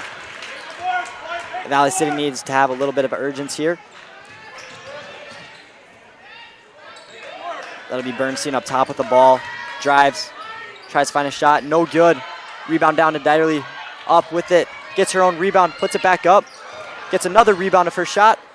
Back up, gets another rebound. And finally misses it and is unable to connect. And that one really stings if you're Taryn Dieterly. I mean, she grabbed her own rebound maybe 4 or 5 times, was out rebounding the entire Shanley team, and was just snake bitten. She was throwing those shots up. Towards the end, maybe they weren't the best shots, but she was putting everything she had on those shots, trying to get them to the net, and nothing would go for her. That one hurts if you're Dieterly. A lot of effort put in. You got to think Valley City will be fouling quite soon, but it appears not. Interesting move here. Well, yeah, Shanley's just doing a good job playing keep away there, Braden. Yep. They did a good job getting the pass off the Payne and just burning a little more clock. Payne will now be shooting 2 shots with 33 seconds remaining in this game. If she makes both of these, she can about seal this victory for the Deacons. First one is up. Rattles out. Checking in for the Highliners. Back in for the Highliners are 2 key players. Those are really their perimeter shooters, and that's exactly what they need right now. Payne's second attempt is up, and it falls. That's 8-point lead now for the Deacons. Valley City is going to need to score quick here. But they're taking a lot of time to get up the court there. Yeah, that didn't look like maybe enough urgency, as now Bernson will get the shot off. Rebound will fall down to Manuel, who kicks it to Huber, and Valley City with the foul. You can about say this one's over, Jed, now. Yeah, you know, down 8 with 20 seconds, that's a pretty tough lead to come back from. But boy, Valley City, they really kept Shanley on notice until quite literally the final minute of this game here.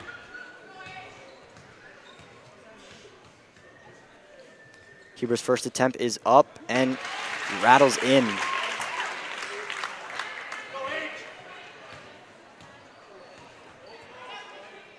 Second attempt is up and rattles out. Still a 9-point lead for the Deacons here with about 15 seconds remaining in this game.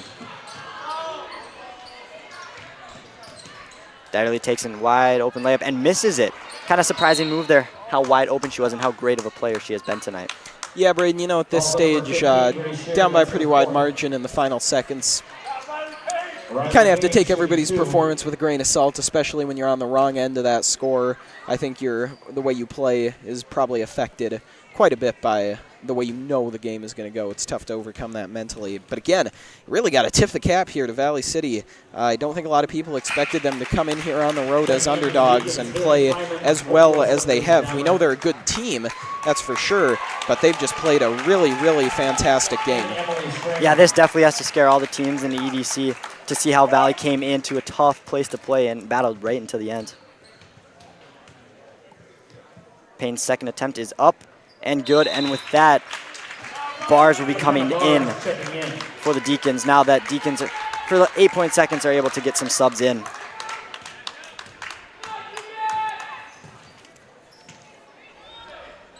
Last second shot there by Valley City does not go in, and that will do it, folks.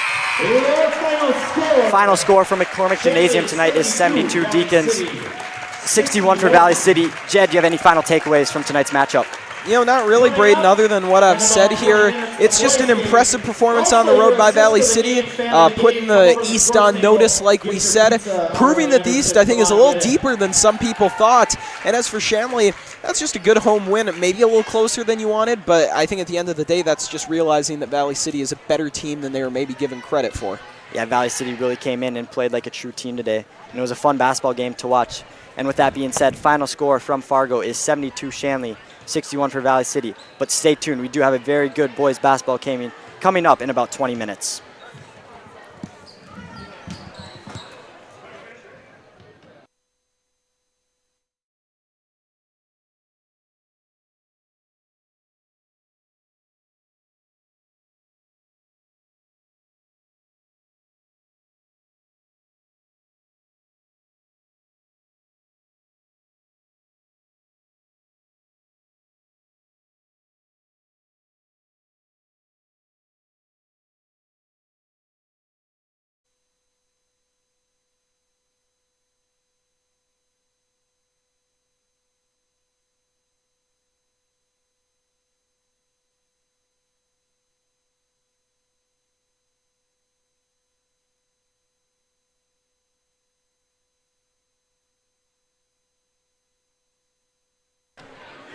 Jed Thomas here alongside of Father Charles LaCroix, chaplain of Shanley High School. First of all, Father, thanks for joining us. Hey, it's great to be here. Thank you. Well, we're just bringing Father Charles on as it is a pretty special time of year around here at Shanley. The annual March for Life coming up, a pretty big pro-life event for this Catholic school. Father, we thought you'd have you on to just tell the viewers a little bit about that big event that's going on. But before we get to that big event, that was a good game. That was a big event right there. Our girls came through. A little sag there to open up the second half, but they picked it up, had a great lineup in there throughout most of the second half, and very proud of them. Wapton, very worthy opponent, but great game, great game. Valley City, that is, Father. Oh, I'm sorry, yeah, Valley City. I was going to say, no, you're a great basketball mind, though, if you get the team right. That is. No, absolutely. That was a good game, and I appreciate, absolutely. I think everyone was impressed by Valley City. Had a good home win for Shanley. But we're having you on here to talk about that March for Life. You can just tell us a little bit about it? Thanks a lot. Yeah, March for Life, great event. As you may know, every year about 500,000 people or more, depending on the weather, come to Washington, D.C., our nation's capital, to be a witness for life. And Shanley is no exception to go there. We go out in full force pretty much. This year is going to be a great year. We have about 200 students going. We have a student body of about 350 students, and we have about 200 of them going. So obviously a vast majority are going.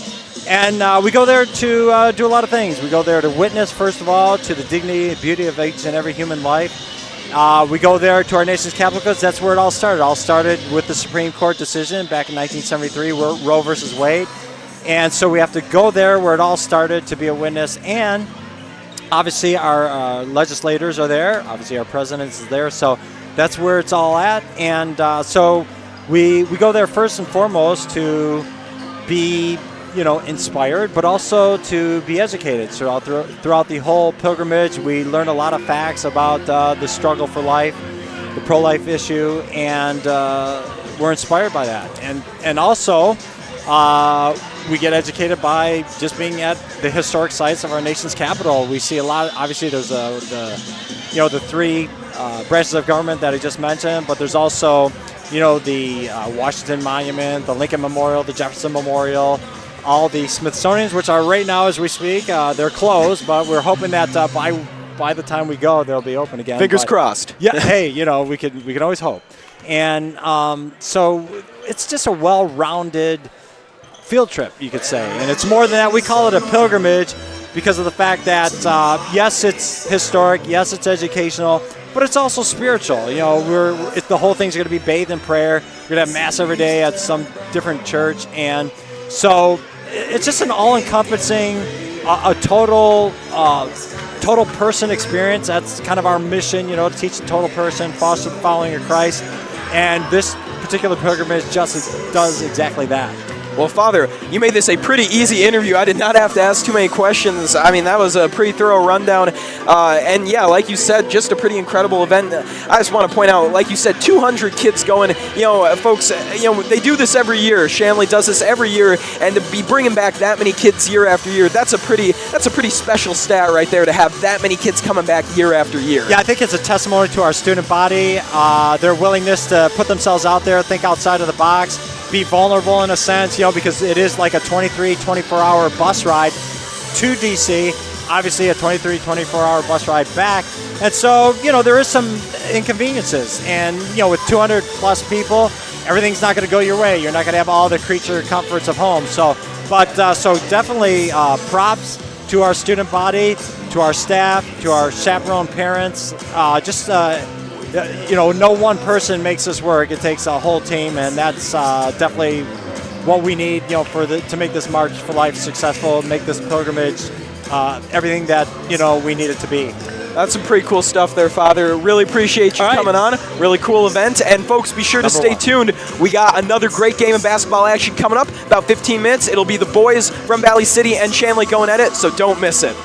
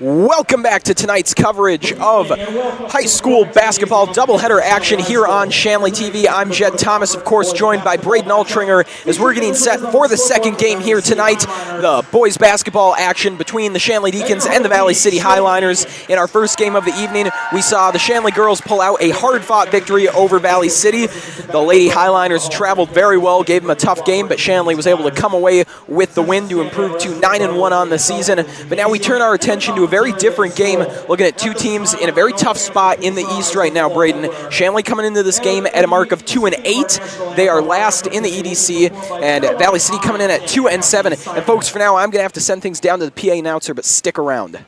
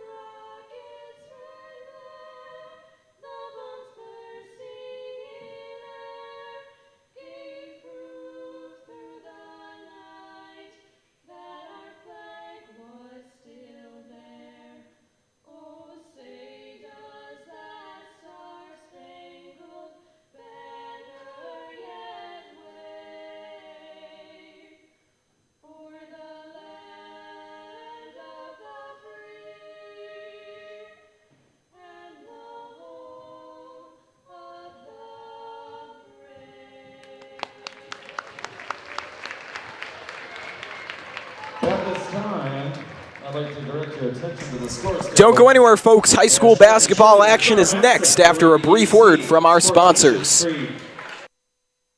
This broadcast is presented by American Family Insurance, Ken Craft Agency, Bell Bank, Beyond Boundaries Therapy Services, Butler Machinery, Ed's Marine, the Fargo Jet Center, First International Bank and Trust, Forum Communications, Haley's Hope, Hurley's Religious Goods, Luther Family Buick GMC, Master Construction, Moore Engineering, Network Center, Northern Improvement, Off the Wall Advertising, Robert Gibb and Sons, Sanford, Shields, Taxman, TCI Insurance, and Wolf Steel Construction. We are back to our coverage of this second game of doubleheader action here on Shanley TV. Jed Thomas joined by Braden Altringer as we're getting set for this matchup between the Shanley Deacons and the Valley City Highliners. And Talon, before we went into the break there, we were talking a little bit about where these two teams stand in the East. And right now, it's not too great for either squad. Shanley is last at the moment in the EDC at 2-8. Valley City coming in at a mark of 2-7. And so there's no question this is a huge game for both teams to try and continue to pull themselves out of the cellar at about the midway point of this season. Yeah, quite a few people think that, oh, this game's not going to be good because they're the worst two teams in the EDC. But I think this might be one of the best games this evening in the EDC. And this is a critical game for both teams because both teams have a stretch over the next couple games where they can win those. So if they can get that win tonight and keep it going, they're going to be set. Absolutely, and we're talking about if Shanley wins, they leapfrog Valley City. Valley City moves into last in the East. If Valley City wins, they further widen their gap ahead of Shanley to stay out of that bottom spot. And so even though they aren't maybe the heavyweights in the East this year, there's still a lot on the line for both teams, not just from a standings perspective, but pride-wise, you want to try and keep yourself out of that bottom spot. And Braden, in talking to Coach Burns this week, I think he really feels like they're entering maybe a more winnable portion of their schedule. they had some pretty tough games on the road. Even their home games were against top teams like Cheyenne and Davies. Now they're going to be facing a stretch where they've got home games against more winnable opponents like Valley City. And right now they're riding a 7-game losing streak, or excuse me, I think that might be a 6-game losing streak. Yeah, so they're riding that 6-game losing streak, and this, I think they feel like, is their opportunity to snap it and maybe even string a few wins together. So a lot more on the line than I think a lot of people would expect. So with that, we have the opening tip-off, and we're underway as Daniel Warner tries to win that one forward, and it is instead taken by Sam Byerly to start things off for Valley City. Byerly with the give and go over to Benefeld, and right off the bat, we're going to have a foul down low called against Shanley. And you never want those quick fouls to start the game. That kind of hurts your energy, and no, there is no momentum, but that definitely lowers your momentum. Absolutely, a foul right off the bat like that, not the way you want to start. Shanley going to try and put it behind them as Mitchell Taylor possesses this ball on the far wing. Taylor looks inside, then goes to his left over to Benefeld. Benefeld trying to cut in. Hoffer mirrors him. Benefeld pulls up, looking for two from a tough spot. Couldn't get it to go, but it's Butler, the center, who grabs it, and Valley City's going to try again. Taylor drives in. Hoffer gets caught up, trying not to foul him. Mears is across from Benefeld as he moves to the top of the key, but is stymied and must hand off to Byerly. Byerly will now take a step back with 15 on the shot clock. Fakes to the left, then goes right. They cycle this ball around to the near corner. Taylor pulls up looking for two. In and out, and Daniel Warner gets the board. So a long possession to start. Ends with no points for the Highliners as Owen Mears pulled off a nice move but couldn't get the finish. And now he battles it out for a jump ball called underneath. And Jed, one thing I would like to do is go back on that last possession. You notice Daniel Warner leap up, and no one was even close to grabbing that ball from him. He has about 4 to 5 inches on every single one of Valley City's player.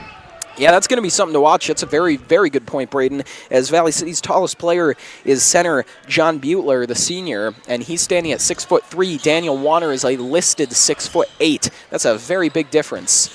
It's going to be something to watch, as that is a beautiful dish from Isaac Clava to Owen Mears as Shanley busts through for the first points this evening.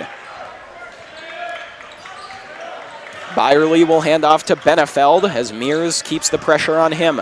Benefeld coming across half court, gets it over to Butler. Butler faked one way, went the other, but that results in a travel, and it'll be a turnover for Valley City. Good start for the Deacons here with the first points, and a turnover by the Highliners as now Braden Bars, senior point guard, will bring this ball across half. Here is Bars. Looks into the right-hand corner to find Mears. Mears taking his time. He found Warner, but the pass was pretty low for a big man right by his ankles. Warner couldn't scoop it up. Byerly now looking inside, going to Benefeld, and Owen Mears slaps that one away. And Owen Mears is another player to watch for the Deacons. He's one of their top defensive players, and that's a main reason why he's in this ballgame. Yeah, no doubt. You know, he does have that offensive presence. It's not a huge part of his ball game. It's really that defense that makes him such a valuable asset. He can guard the best of them. So here's Byerly with Bars across from him. He hands off to Taylor. Taylor back to Byerly on the near wing. At the free throw line, great little dump off to Benefeld, up for two, and the foul. Avery Benefeld. Get a look at that replay. The junior guard able to get the edge on Mears and then runs into the arm of Daniel Warner to draw the foul. To complete the three-point play, no, it is short. Owen Mears there to get the rebound. Mears goes out to Clava inside the Bars. Bars in a tough spot. Back to Clava looking for three. Tough angle, and that one's going to hit off the upper wiring of the basket and be called out of bounds.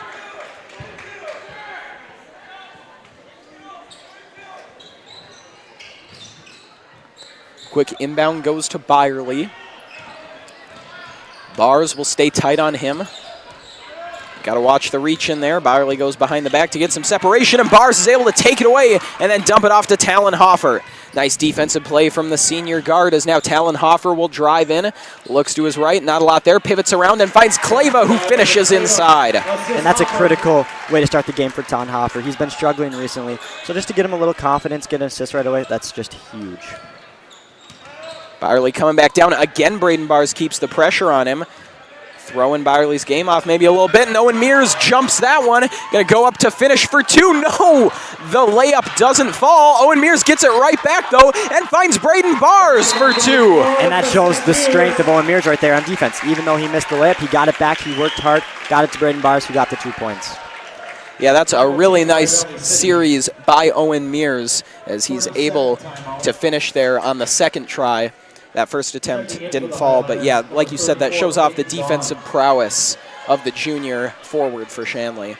And Braden, how about this start here? We're looking at 6-2 about 3 minutes into the game, and I'd say it's been a pretty solid start for the Shanley Deacons. Yeah, and they're only up by 4, but it feels a whole lot more than that. They have all the energy right now and all the momentum. So if you're Shanley right now, you want to come out of this timeout, get a stop, and then try to get another score on the offensive side. And, you know, Valley City, they're penetrating well, they're possessing well. It's just that Shanley is doing a better job finishing. They're also doing a better job defensively creating those turnovers, something Valley City has not quite been able to do. Peyton Zahn is fresh into this game, and he's bringing the ball down court for Valley City. Zahn looks to his left, nothing going there. He'll go to Byerly out top with Clava across from him. Byerly cuts inside, runs out of room, and then that pass gets lost between two highliners. Nice save by Taylor. Now back to Byerly, and then back to Taylor on the far wing. Out top with it, it's Egermont. Egermont going to hand off to Zahn. Shot clock winding down, loose ball, and the shot put up from behind the basket that time by Avery Benefeld, trying to do his best Larry Bird impression that time. Unfortunately, not able to get it to go. So 14:40 left on the clock as Shanley will come down with it. Braden Bars into the far corner. He finds Owen Mears. Owen Mears looking inside. Now goes out top to Talon Hoffer. Hoffer open for three. Cannot get it to go. Left it just a little short. Benefeld comes down with it. Owen Mears right across from him. Benefeld goes behind the back, kicks it out into the corner. The shot from Egermont does not go, however, and it's Isaac Clave who came up with it only momentarily, though, as Benefeld gets it back to Egermont. Egermont giving it his best, laying on the ground, trying to throw it back. Could not get it to go. Yeah, I'm not so sure that was a series of just ugly basketball or hard work by both teams. A little bit of both, I'd say, Braden. Egermont that time turns it over as he was out of bounds, they'll say, as he tried to throw it backwards while laying on the ground. Braden Bars on the far wing, now to Clava, and then Mears on the near side. Mears inside finds Warner. Warner trying to back it down, and they'll say he stepped out of bounds. So back-to-back possessions there with both teams going out of bounds. And you can already tell Coach Burns' game plan was to get the ball inside to Daniel Warner. He noticed they had a height advantage. But you got to give credit to Valley City so far. They've stopped him. I don't think he's had any points thus far.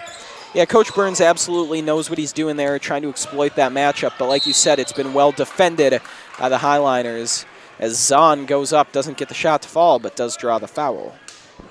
Falls on number 50, Isaac Clava, second personal, 13th foul. Peyton Zahn shooting 2.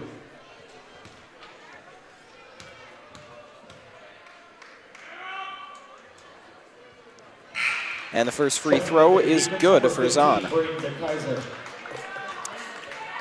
DeKaiser going to come in now, and Braden DeKaiser, the big part of his game the last few weeks has been his ability to get to that free throw line, Braden. He does a really nice job of drawing fouls on the inside. And once Braden DeKaiser gets to that free throw line, he's normally money, maybe miss 1 or 2 a game, but he's pretty money from that free throw line. Bars on the near wing to Mears with a bullet pass inside to Warner, who can't get the finish. Loose ball on the ground, and coming away with it was Benefeld. Now moving down court, it's Byerly. Byerly, nice find to Taylor. Taylor, however, could not get that one back to Zahn, and we're headed back the other way with Braden DeKaiser coming down. DeKaiser up for 2. A tough finish, but he gets it to go.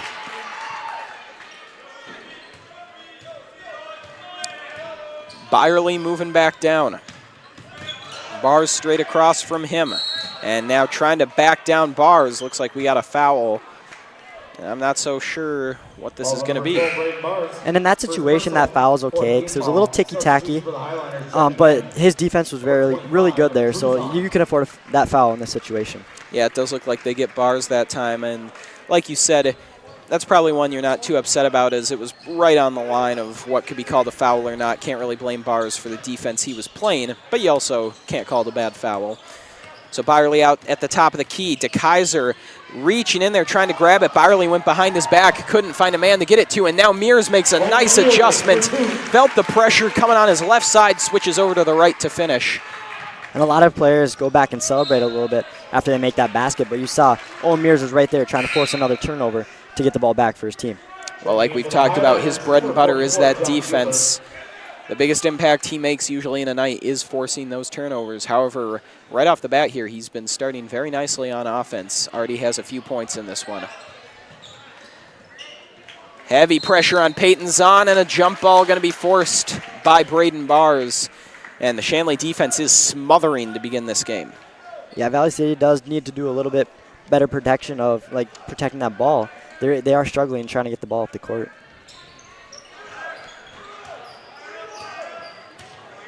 Zahn coming down court now with Bars across from him, able to gain separation, fakes one way then the other, and you could see it coming. Zahn caught for the travel that time. Checking in with the Highliners, number 10, Avery Benefeld. And the offense is just not there right now for Valley City, Braden. No, it kind of reminds me of the girls' game where they were getting good looks, but shots just weren't quite falling for them. Here's Bars going over to Mears on the far side. Owen Mears out top to DeKaiser, now to Hoffer. Talon Hoffer along the near wing, looks in, gets the screen from Warner. Great feedback to Warner, couldn't get the finish, but he does draw the foul. And that was a great foul by Avery Benefeld there. It allowed him to not make that basket, and you have Daniel Warner at the line. Not the best free throw shooter for the Deacons. Yeah, Warner, not the highest percentage shooter. What he really needs to do, he does hit the first one, but what he really needs to do is start finishing those shots around the rim. Usually he's pretty strong at it, but right now, having trouble for whatever reason. Sometimes you just have a night like that. Second free throw attempt is no good off the front of the rim, but Emmett Kenny makes the heads-up play to get to that one. Here is Talon Hoffer now on the far wing. The high arcing three is good. Hoffer makes it a 10-point lead now for Shanley. The press on right now. Valley City having trouble getting this one out of their own zone. Finally, able to bring it across that time was Drew Zahn. Here's the feed inside to Peyton Zahn. No good off the front of the rim. Drew Zahn saves it. Only momentarily, though, as it winds up in the arms of Talon Hoffer, who goes to Owen Mears on the far side. Owen Mears trying to find separation. Now he goes across to Emmett Kenny. Kenny pulling up for three. No good. Took a little bit of a curve to the right and went out off the rim.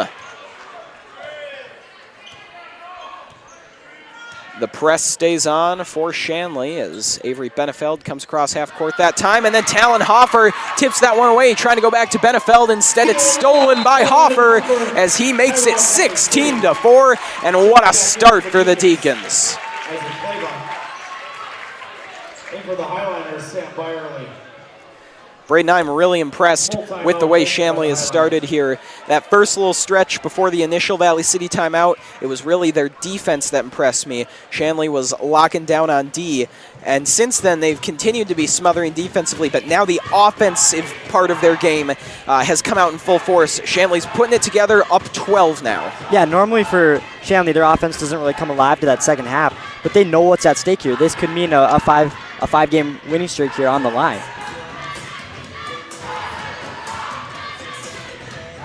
Full timeout taken this time by Valley City. And interestingly enough, I think we thought it was going to be that battle inside the paint, the height mismatch, that would really be Shanley's key to victory if they did indeed come out ahead tonight. However, it's really not been that at all. There's been very little action inside. Instead, it's been Shanley's ability to force turnovers and then capitalize with a multitude of different weapons. A lot of it's been open layups. There's even been some shooting from the outside as well. Yeah, it's been a quick transition for the Deacons here, and they have at least two very nice guards up there with Mears and Hoffer, who can either pass the ball or go up for the layup. So Peyton Zahn inbounds, and Shanley's keeping the press on. Valley City trying to respond with some quick fire passing. Byerly back out to Peyton Zahn. Peyton Zahn makes a cut, almost got past Mears, but it went off of his leg.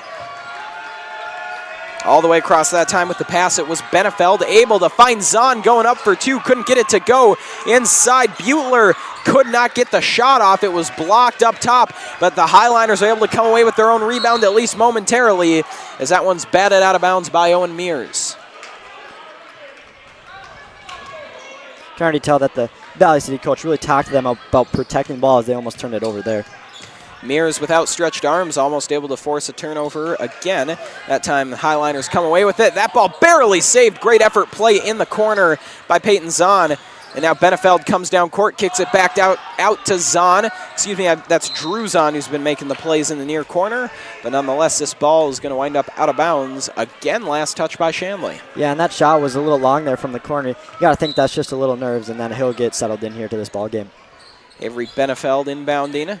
He finds Byerly on the far wing. Byerly into Peyton Zahn. He has that one taken away. But Owen Mears makes a little too much contact, runs into the hip of Zahn, and he'll be called for the foul. 21 Mears, first personal. 15 fouls. That's Mears' first. And you know, one fairly impressive aspect of Owen Mears' game has been his ability not to foul. You know, for such an intensive defensive player, he really doesn't get whistled for too many fouls as he kicks that ball that time. And folks, we do want to apologize for our scoreboard error. It is not 11-4 as displayed on the bottom of the screen. It is actually 16-4. So we'll try to keep you updated on that as we try to sort out the issues with our own scoreboard. But the stadium scoreboard reads 16-4 as that shot is in and out. And then a nice effort play is made by Sam Byerly to knock that one out of bounds.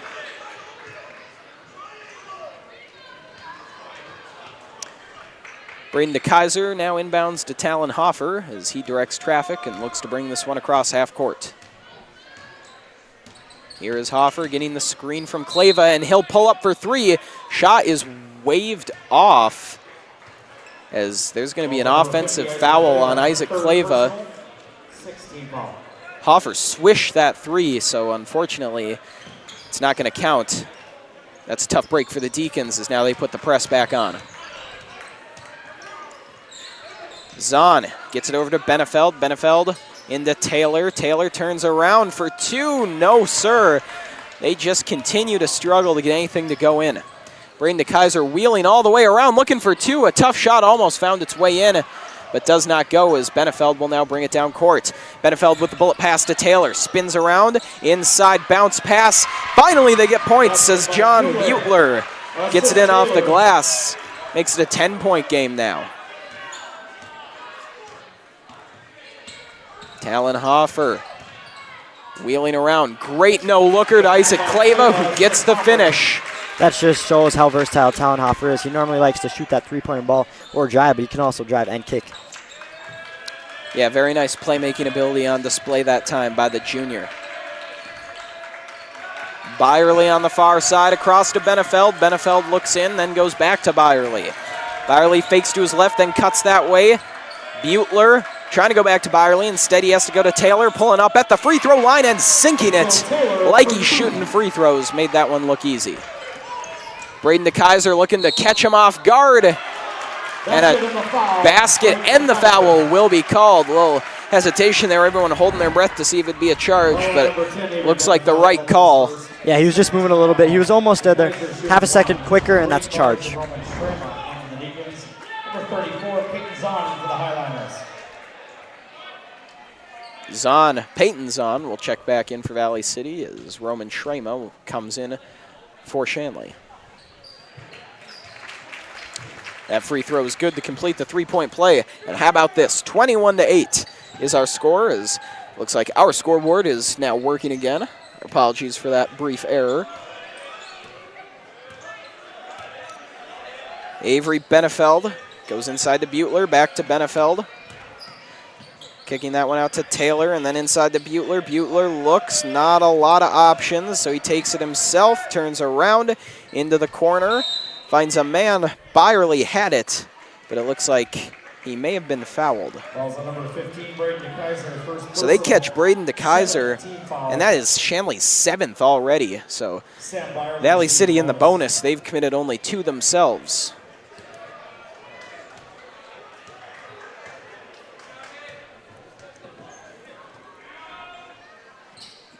And that free throw is good from Samuel Byerly, so he'll get another try.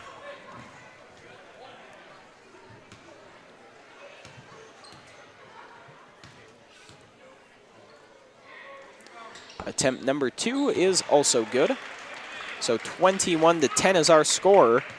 And that's something Valley City's going to have to do, Braden. They're going to have to take advantage of those trips to the line as they're not finding points in many other ways. Yeah, they're going to have to take advantage of those trips to the line, but I think they also should apply a little bit of pressure in the backcourt on Deacons. They're letting them take it right up and almost find a look right away.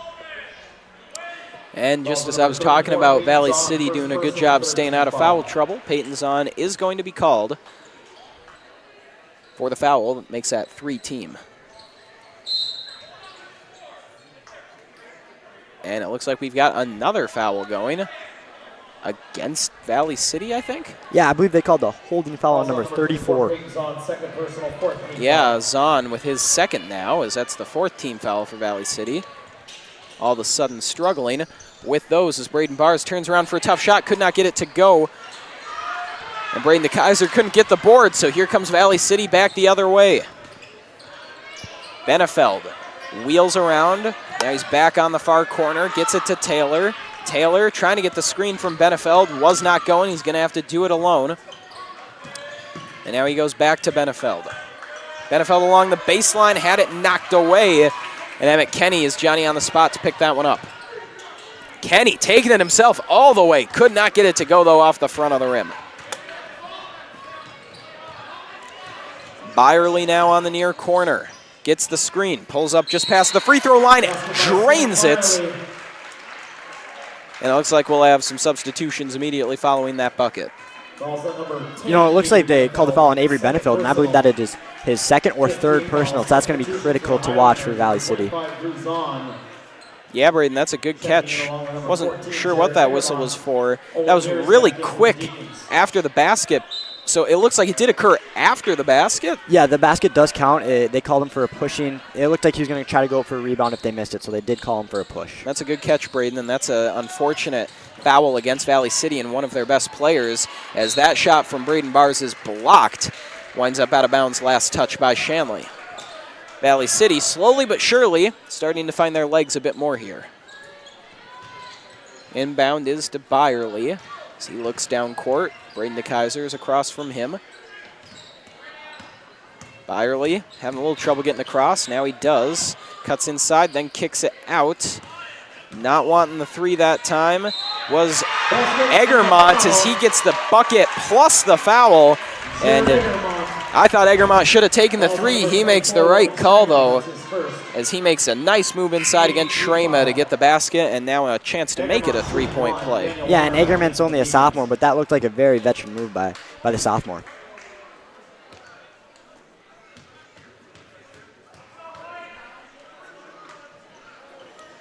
Free throw's no good off the front of the rim, so he cannot complete the 3-point play, and Talon Hoffer's coming down with a head of steam. He holds up on the perimeter, gets it to DeKaiser, slicing in. Too easy for Braden DeKaiser. That's how he likes to do it, and Valley City gave him way too much space.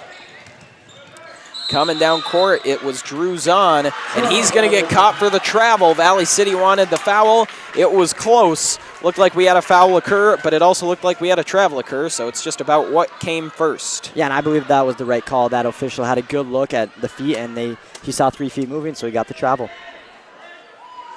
So 8 fouls committed by the Deacons, 5 committed by Valley City. Just a reminder, the Valley City is in the bonus here. They don't call the foul that time. They do call the travel, but just a reminder on those numbers as now Owen Mears goes inside to Daniel Warner, who gets the 2, and that's what we've kind of been waiting for, Braden. Yeah, I'm guessing we're going to see that on a few more possessions to come, or a couple more at least. He's going to be a huge factor for Shanley in this ball game. Peyton Zahn has Owen Mears on him, but he made a great move to get separation. Then the feed into Egermont, who gets the 2. Talon Hoffer looking to get that one back as he has a dime into Braden Bars, who just gets unlucky with that one. But how about Daniel Warner spinning around and putting that one away? Coming down court, Drew Zahn going to kick it back to Byerly. Byerly in the corner. Found a man, it's Egermont. No good off the side of the backboard. And Braden Bars slips away from everybody. Headed forward, he gets hacked. Yeah, that just shows some of the speed of these Shanley guards. They're really able to get out in transition and beat their Valley City defenders. And I am surprised. I thought we would have a foul against the Highliners there. Looks like they'll elect not to call it. as that's a great inbound to Daniel Warner. Bars looks one way, then sends it the other, and that forces the timeout by the Highliners. Yeah, Coach Doctor did a really good job calling a timeout there. Daniel Warner is getting, I think that's his third possession where he's got a 2-point basket for the Deacons. Right now, Braden, Valley City, they're not letting it get out of hand per se, but 13 points is not where you want to be at this stage. I definitely think they're going to want to tighten things up a bit defensively, and also, they got to get a little more going on offense. That's the obvious thing. Yeah, the coach would definitely tell them to just calm down. They're getting too nervous with that pressure that Shanley's applying, and so I feel like if they calm down, spread the ball around a little more, they'll be just fine. And if you're Shanley, you keep the pressure on and keep attacking them.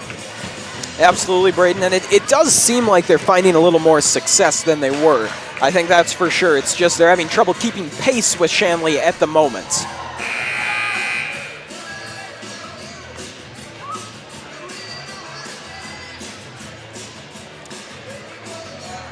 Both teams getting ready to emerge from their respective huddles. Shanley certainly seems to be feeling it here tonight. It is worth pointing out, though, in their last home game against Moorhead, they had a very nice first half against a team that was fairly heavily favored. They played a very nice, loose game, but then in the second half faded. I do think Valley City and Moorhead are very different teams, but it is worth pointing out Shanley has had a little trouble keeping pace in the second half with some teams, so we'll see. And exactly, that's not always the way. Sometimes they have a bad first half and then really show up in the second half, so we'll see if they can put two halves here together tonight. Yeah, overall, it's just consistency on the whole that I think has been the battle for them. It's another foul on the Deacons. They did a nice job going for a long stretch without picking up another, but they do pick up number 9 here. Shooting 1-and-1, Peyton Zahn connects on the first, so he'll get a crack at the second.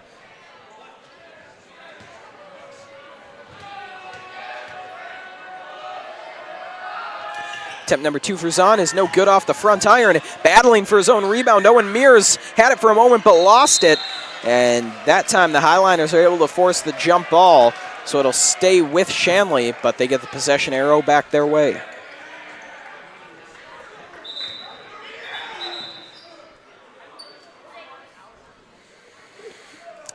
Whistles blow there, not quite sure why. Just didn't look like they were ready to go, but now they are. Braden Bars coming across the half-court line. He finds Hoffer, straight back to Bars, and then to Mears. Bars and Mears go back and forth as now the bounce pass intended for Warner is intercepted by Taylor. Taylor coming down, looking for 2. Almost found it through a host of Deacon defenders. Couldn't get it to go, but the Highliners do maintain possession. Byerly cuts inside. A lot of men in his way. Daniel Warner with the big-time block. And then stepping out of bounds, however, was Braden DeKaiser. Daniel Warner showing off the size and the strength that time. However, an unfortunate step out of bounds will turn this ball over. Quick inbound to Egermont, then straight back to Byerly. Byerly takes a few steps back to get some space. Goes to Peyton Zahn in the corner. Zahn driving along the baseline. And then throwing it up after he had no options to pass it to. That's a nice bucket for Zahn. Here's Hoffer on the near wing. He and Bars pass it back and forth. Now inside to DeKaiser. Fakes, drives in. Has that one rejected. Scooped up momentarily by Drew Zahn, but he stepped out of bounds. DeKaiser gets set underneath the hoop to inbound.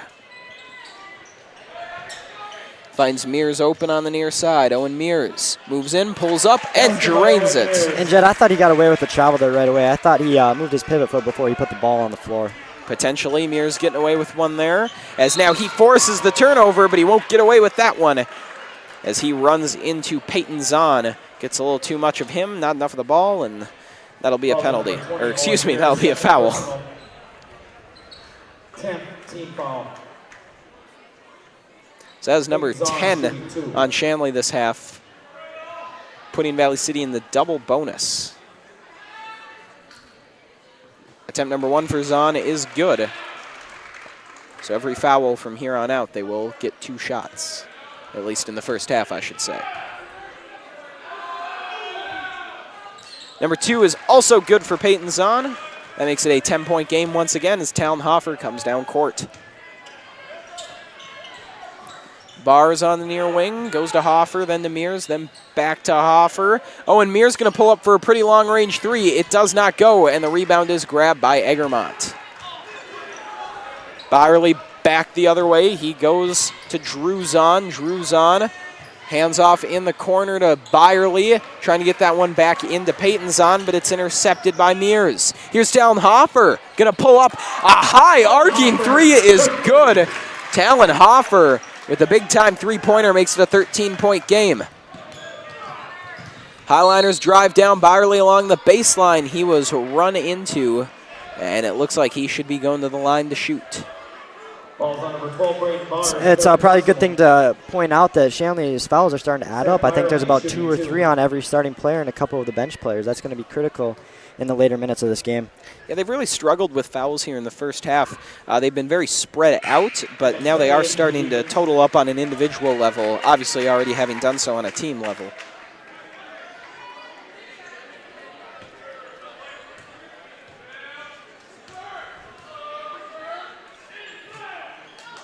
And that free throw attempt is no good, so not probably what he wanted on that trip, but still it is 34-22 now. As now Talon-Hoffer has it at the top of the key. He goes into Braden DeKaiser. DeKaiser, patient, right idea, but he just couldn't get the finish. Byerly waits for everyone to pass him, then comes down with it. Highliners cycle this ball. As now he thought about it for a long time. Egermont decides to pull up, and it pays off. Makes it a 9-point game with that three-pointer. Mears out top to Hoffer, to Kenny, then back to Hoffer and Kenny once again as they cycle that ball around. Not finding a lot inside here are the Deacons. Hoffer into Warner, spins around for 2. No, but he is fouled. And you know, it's hard for the Deacons to get anything going right now because Valley City's 2-3 zone is just that good. They're having hands in the passing lane, so Shanley can't find any passes or at least any bounce passes at the moment either. Free throw attempt number 1, no good for Warner. Attempt number 2 on its way, and that one is good.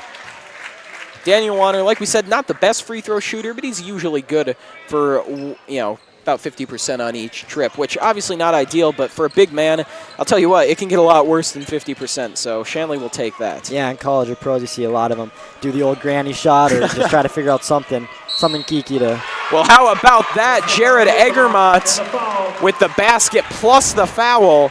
And boy, Jared Egermont has been a spark plug here towards the end of the first half. Yeah, coming into this game, I really didn't see him being such a big role in this game, but he's been playing great so far, and if he keeps this up, Valley City's going to stay in this ball game.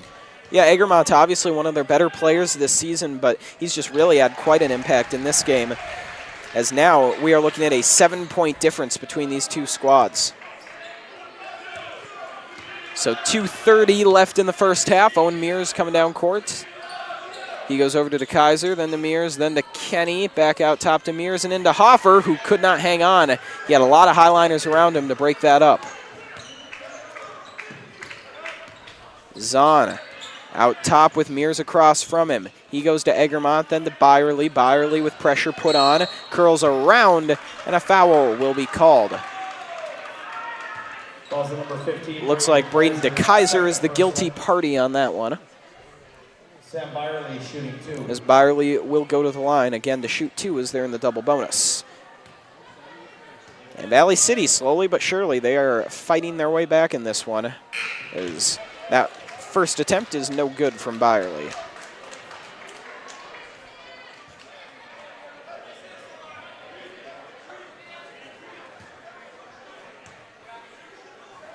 Attempt number 2 is good. Makes it a 6-point game now with 2:05 left in the first. Here is Talon-Hoffer. Going to Kenny, back out to Hoffer, looks to Mears, then goes straight back to Kenny, goes with the bounce pass to DeKaiser inside to Cava, scoops it up off the ground, out to Kenny, open for 3, hesitated. That one's in and out. Hoffer with the putback attempt. It's no good, but he will go to the line. as Shanley's now in the bonus. Jared Engermont, first personal, 7th team foul. Talon Hoffer shooting 2.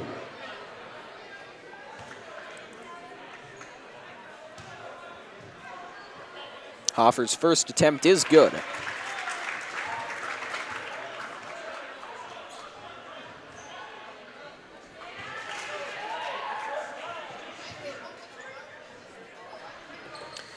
Second attempt, good as well. Hoffer able to expand this lead. Byerly now looking down court as it's an 8-point game once again. Peyton's on, driving along the far side, almost lost it out of bounds, able to salvage it and get it to Egermont, who is tripped up that time. Not sure if it'll be Cava or Hoffer. Looks like they'll go with Hoffer. First personal. Jared Egermont shooting 2. So Egermont will get a chance to shoot 2 here.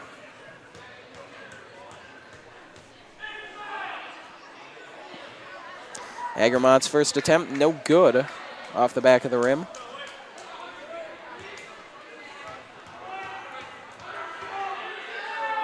Second try, not good either. A tough trip that time for Egermont. We got 90 seconds to go in the first half. Braden DeKaiser trying the 3, in and out. Hoffer trying to tip that one back. Kenny will try and save. Nice work by the sophomore, but no one around to get to that one for Shanley.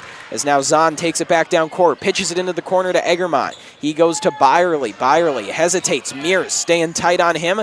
Now to Taylor at the top of the key, then inside to Zahn. Zahn back to Egermont in the corner. He shoots for 3 and drains it. Egermont for 3. We're back to a 5-point margin separating these two teams. Under a minute to go in the first half. Owen Mears with it. He goes back to Talon Hoffer out top. Now to Kenny looking inside, finds DeKaiser. Back out top to Hoffer, open for 3, and he drains it. Yeah, I believe they actually called that a 2 with Talon Hoffer. Right foot was on the line. And that does appear to be the case. Good catch, Braden. An unfortunate break, however, for Hoffer, who was just barely over. And that ball goes out of bounds off of Drew Zahn. That makes it sting a little less, as Shanley's going to get the ball back with the shot clock turned off.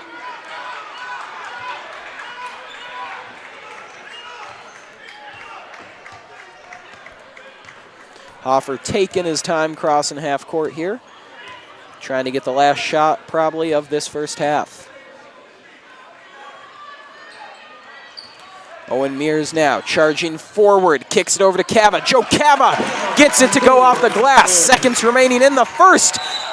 As a highliner goes down that time, it was Zahn who's actually going to be called for the travel, and that'll leave Shanley with 1 second to try and do something off the inbound.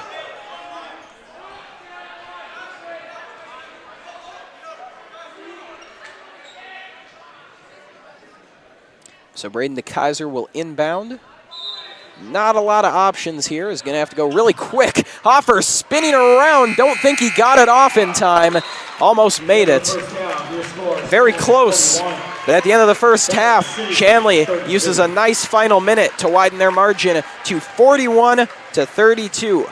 1 half a play, and it is a 9-point lead for the Deacons. Braden, what do you think about that? Is it what you expected from this game at this stage? Valley City, I expected to come out with a little more better passing. They've turned the ball over a lot lately, but they cleaned that up going into the halftime, so I think they're going to be just fine. And for Shanley, they got to keep pushing the floor. They're quicker than their guards, so if you keep pushing the floor, looking inside to Daniel Warner, they'll be fine.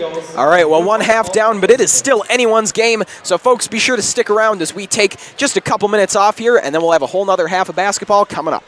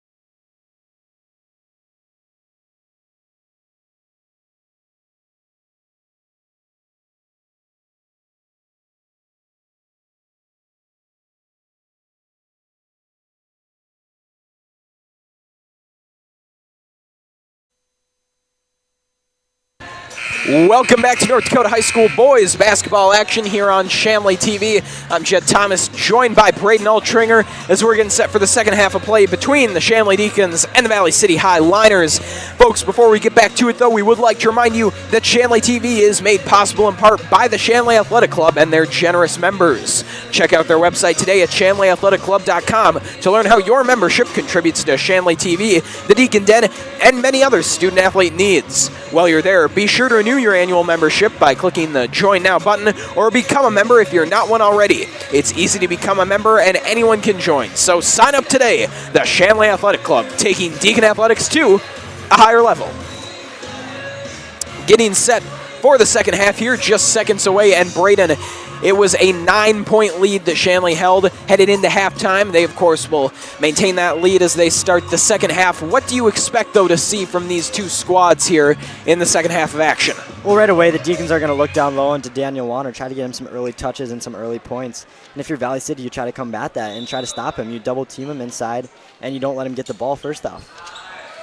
All right, well, certainly something to watch for here in the girls' game earlier, folks. For those of you who were not watching, we saw what played out was a large lead for the Shanley girls at halftime. I think a lot of people felt like they might run away with it when the second half began. That was not the case. The Valley City girls came out and tied the game up pretty quickly coming out of that halftime. We'll see if the Valley City boys have that same sort of energy here to begin this second half, as we will have a foul called on Valley City. That's Mitchell Taylor picking up that one. Second personal.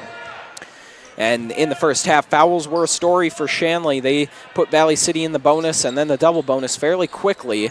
Valley City was able to stay a good deal more disciplined as that pass from Bars ends up out of bounds. Clear miscommunication between him and Hoffer that time. Yeah, and it just like Braden Bars was trying to, telegraph that pass, and he wasn't really looking at where that defender was. Talon Hoffer was pretty covered and was not able to get open. Benefeld coming across half court, going up for two, no good off the rim. Loose ball going to be scooped up by Warner, then thrown to Bars.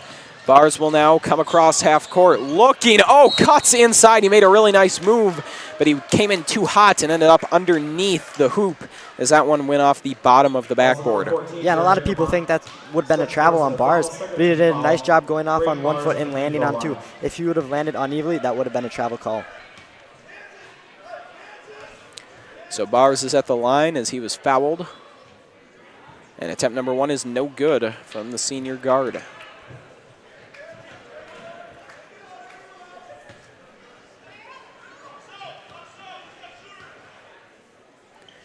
Braden Bars, try number two, also no good.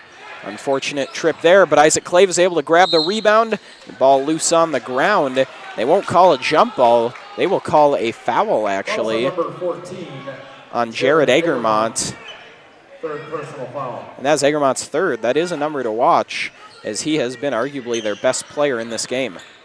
Owen Mears trying to catch and shoot from the corner. Does not go when the rebound's grabbed by Butler. Taking it slow across half court, it's Byerly.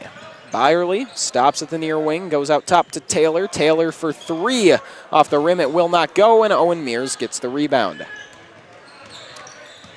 Townhofer headed back the other way. Goes in the corner to Braden Bars. Braden Bars stops, goes into Warner. Warner's shot fell, but the Deacons took a timeout before it could go. And an unfortunate break for Shanley as the timeout was called before the points went. And Braden, what do you think the timeout was all about? I didn't see a tie-up there where Coach Burns might have been trying to hang on to possession. That would have been my only thought. Yeah, I think he just wants to, maybe he didn't like something he saw on the defensive end, so he's just kind of informing them, this is what we need to do, because Valley City has got a couple of good looks. They just haven't converted. So overall, yeah, that offensive best possession was not the reason for that timeout. Yeah, I think you would probably hit the nail on the head with that one. Likely just did not like what he saw there. But again, pretty unfortunate as they scored after the timeout was called.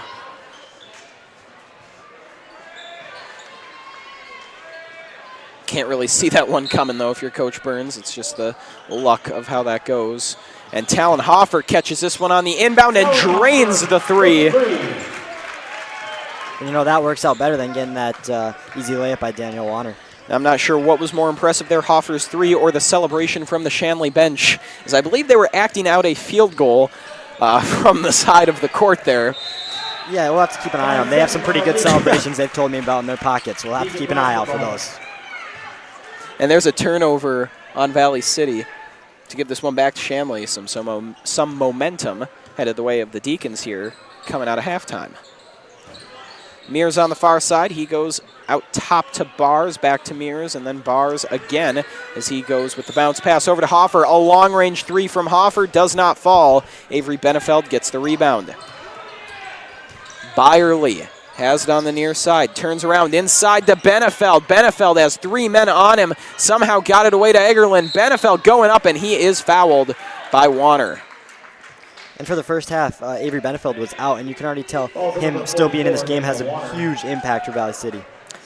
Yeah, Benefeld most definitely one of Valley City's best players. He exited the game in the first half as he was at 3 fouls. I believe that's why they pulled him, and he sat for the majority of it. But now he's back in this one, and I think they're inclined to just let him play. Probably not too worried about the number of fouls as they're trailing by 11. And make that 10 as he hits the second free throw. Owen Mears now on the near wing. Has a couple options. He goes to Hoffer, then to Bars. Bars open for a long three. Too strong. Almost got it off the bank. Loose ball headed towards the Shanley bench, corralled by Valley City. Now Avery Benefeld comes down court with it. Byerly with Bars across from him. Cuts to the left, then cuts back. Finds Benefeld, who hands off to Byerly, working along the baseline. Looked like he was going to scoop up and shoot, but instead dished it out the last second to Egermont, who got tripped up inside. And it kind of sort of looked like he slipped there, and that's what led to the travel.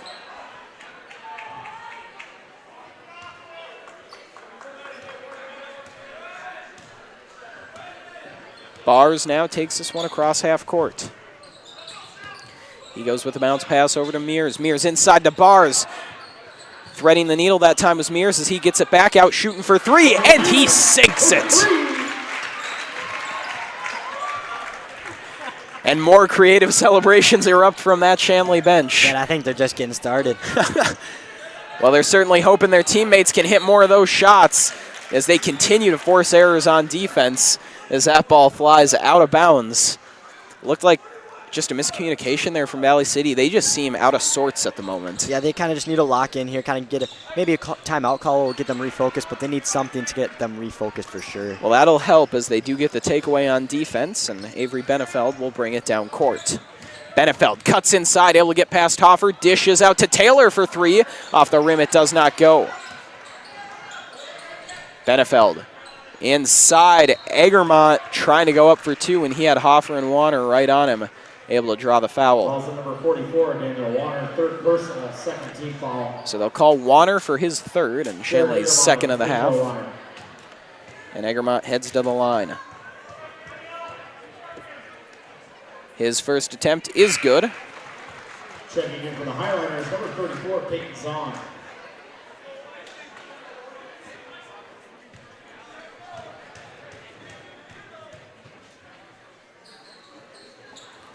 Attempt number two is good as well after it teases for a while. So now an 11-point game as Shanley comes down quick. Mears inside looking for Warner, tipped out of bounds, last touched by Shanley. And one thing that stood out for me for Valley City, it's for both boys and girls basketball programs. They are very good at shooting free throws. I mean, I'm pretty sure they've hit over 75 to 80% of their free throws here tonight. With it on the near wing, it's Taylor. Taylor puts that one off the rim. Egermont looking for the putback. He gets it plus the foul.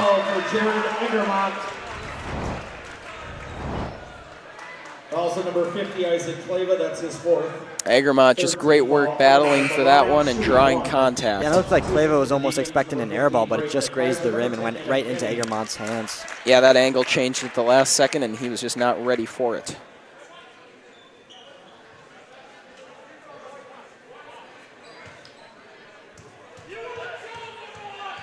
Egermont to make the three-point play, cannot get it to go, and Hoffer grabs the rebound. Mears coming down court with it, trying to score in transition, goes up, puts it off the backboard, cannot get it to go. And Shanley not really possessing this ball. They are coming down fast and furious, looking for the quick points, and it's not working out for them. Taylor on the near side, makes a great move to get separation, puts the shot up and gets it to make it a 7-point game now.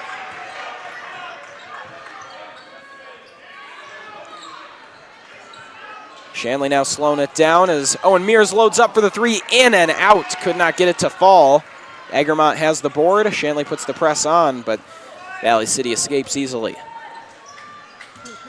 Byerly hands off to Zahn. Zahn cutting through. Could not get the shot to fall, but drew the foul. And again, Shanley is starting to find themselves in foul trouble. 14 fouls isn't horrible at this stage, but most of them have been shooting fouls here, Braden. The point is they're sending Valley City to the line too much. Yeah, they're getting free points without any clock running. That's huge in basketball games. Peyton Zahn does not get the first.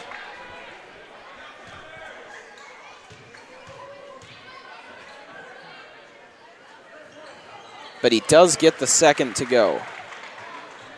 So now a 6-point game. Shanley had a comfortable lead there for a while, but it has been closed quickly by Valley City as Kenny has to retreat to pick that one up. Gets it over to DeKaiser. DeKaiser off the backboard, in, plus the foul. You know, that's a double bonus for Shanley right there, as Avery Benefeld's going to pick up another foul. Fouls on number 10, Avery Benefeld.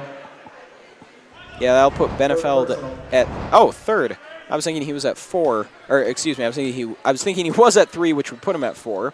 But so it's a little better shape than we thought. Yeah, still quite a few fouls, though. If he can get another quick foul, he'll be probably out for another 6-7 minutes then. Something to watch as Benefeld fires one in, trying to thread the needle to Mitchell, to Taylor, who somehow got back to it. Now Zahn looking for two, and I don't know how he got that one to go, but he did. Quick passing from Bars to Mears, and then to DeKaiser out top. DeKaiser got separation, had an open lane, and then lost it at the last second.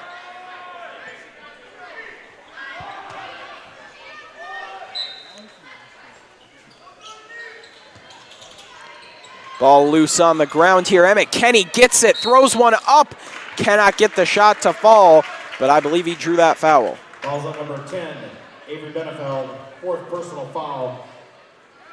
15 foul, Emmett Kenny at the free throw line.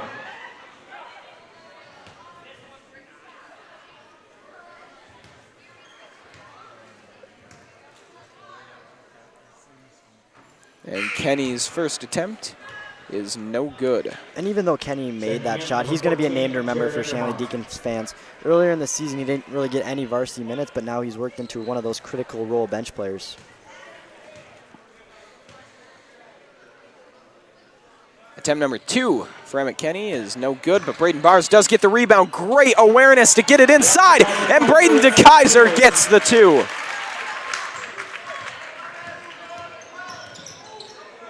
Zahn got caught up there, able to get it away though to Byerly. Now in the corner to Egremont. Egremont fires one in a dangerous area that winds up out of bounds, going off the scorer's table.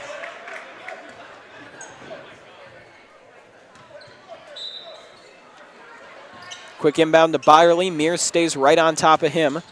Now Byerly fires it across to Taylor.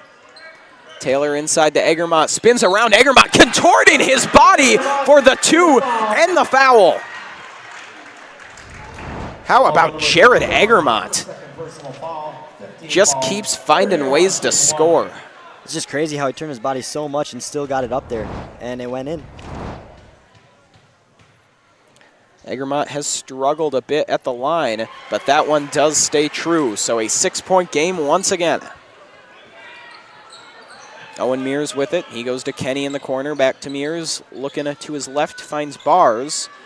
Bars hesitates, then goes with the bounce pass to DeKaiser, who could not get a hold of it and lost it out of bounds.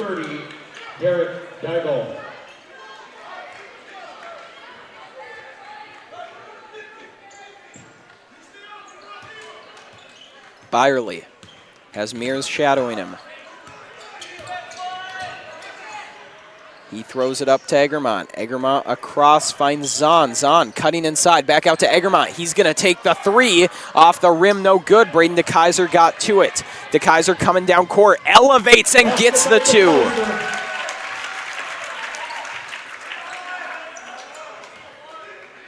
Valley City trying to escape the press, and they do. Pass finds its way out top to Zahn, who had it poked away, however, and now Emmett Kenny's headed back the other way. Kenny going up for two. Got it to go. And what's most impressive about Shanley right now, keeping that 8 to 10-ish point lead, is they don't really have a true big guy in. They kind of more have guards and maybe a bigger forward. 10-point game now as Zahn has this ball. Wheels around. Now finds Byerly trying to slow things down. Kicks it inside to Peyton Zahn. Loose ball. Scooped up by Bars, finds Mears. Mears headed down court, working against Byerly. Cannot get it to go off the rim. Good work by Byerly to come back and play some solid D without fouling. Egermont with it on the near side, working against three Deacon defenders. The shot was too strong. Somehow it found its way to him. And then a foul is called on Shanley. Jordan Egermont, just any way he can, is making an impact on this game. Yeah, and sometimes it's like your night or it's not, and tonight it's his night. That ball went right back into his hands when he was on the floor. Back in for the Deacons, number 44, Daniel Warner. Warner going to come back in for Shanley, as they will again try and exploit that height advantage.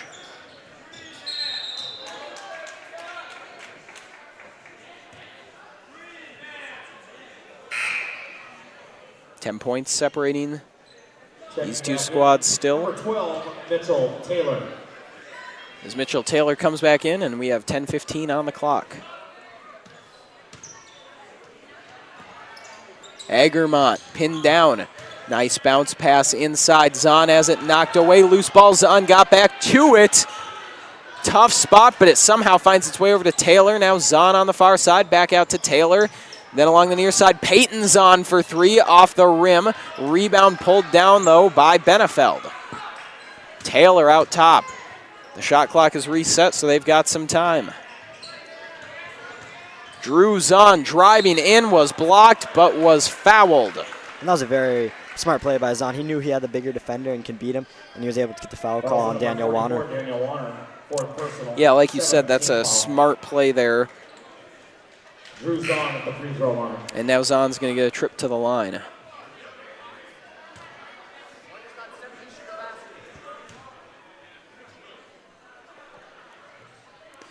And the first free throw attempt is no good. Number 40, Joe Cava.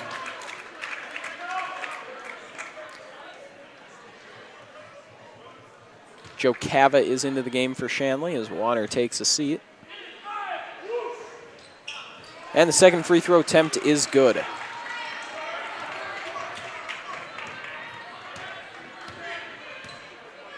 Townhofer goes to Mears. Mears then to DeKaiser and to Kenny. Kenny drives in at the free throw line, was blocked. Joe Cava got it though, kicks it out to Mears. Owen Mears for three, he drains it. Yeah, you got to give all the credit to Joe Cava there. He noticed he had nothing there, kicked out to Owen Mears, and he was able to knock down the shot. Benefeld with it across half court, finds a man on the far side. Moving in, it's Drew Zahn. Zahn loses it. Kenny scoops it up and then throws it down for Mears. Mears in a tough spot. Oh, great awareness, kicking it back to Hoffer. His shot won't fall though, and it's scooped up by Egermont. Yeah, it kind of looked like Townhofer was expecting Owen Mears to try to put that shot up as he was in the air when Owen Mears passed the ball to him. Tight defense played by Mears on Zahn. Taylor has it with no room to shoot, trying to throw it inside. Heavy traffic there. Not a lot of options as Mears, oh, great hesitation, sends a man down and gets the basket.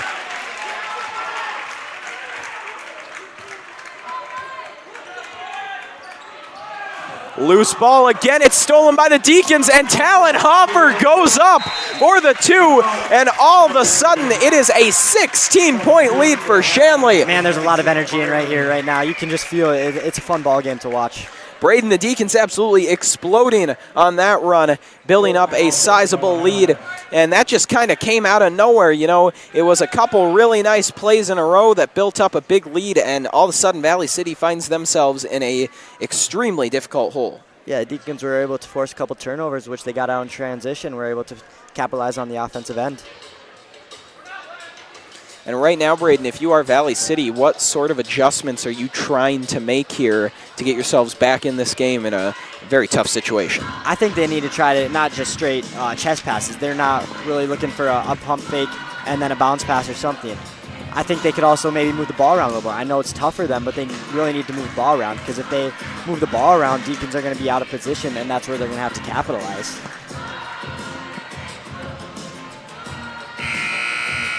Well, it's a smart use of a timeout as time does wind down on it. Yeah, we'll have to keep aware of that. They only have one timeout left with 8 minutes and 30 seconds left. That is quite a bit of time with only one timeout. Yeah, you hate to be already down to one timeout here. At the same time, you can't really blame them for burning the timeout they did right now, because that seemed very necessary given the way this game was going. Yeah, you don't want to let it get out of hand with you still having enough time to come back and, you know, maybe able to sneak out a win here or at least force overtime.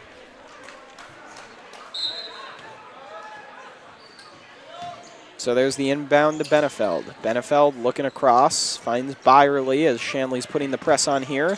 Benefeld sells it down on the near side, able to get around one man, then kicks it out to Egermont for three. Too strong, Tallenhofer there to scoop it up and bring it down court.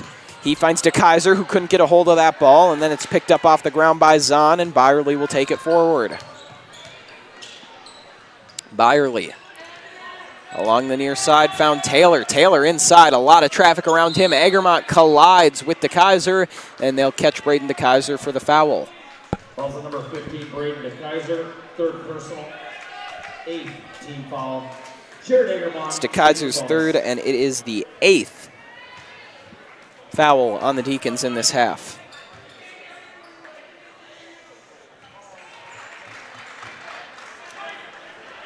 Free throw attempt number 1 is good.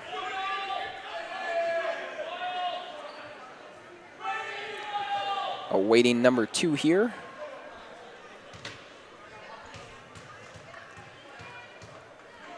Egermont puts it up, and it's good. 14-point game. Valley City happy to get points without the clock running there. As now Tallenhofer brings this ball down court. Hofer going to pull up for three as he had some space. However, it's no good off the rim. And Benefeld and Byerly try to work this one out of their own zone. Benefeld's got to get rid of it, and he does get it over to Taylor. Zahn now with it. Mears right in his face. Spinning around, got it to Benefeld. He looks inside, not a lot there. Finds Zahn all the way across court. Zahn for three off the rim. Taylor tracks it down, kicks it back out to Byerly, who goes to Zahn. Zahn faked inside to Taylor. Shot does not fall, but another foul is called on Shanley. And that was a heck of a pass by Zahn, finding that man and then using his offhand to throw a bullet of a pass inside. Mitchell Taylor at the free throw line.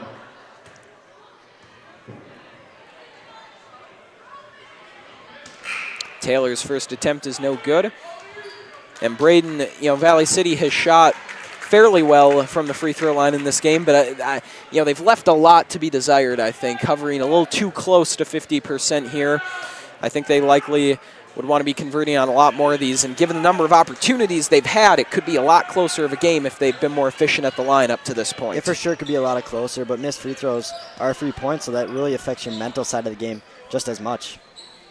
So Owen Mears at the top of the key goes to Kenny. Emmett Kenny for three, and he sinks it.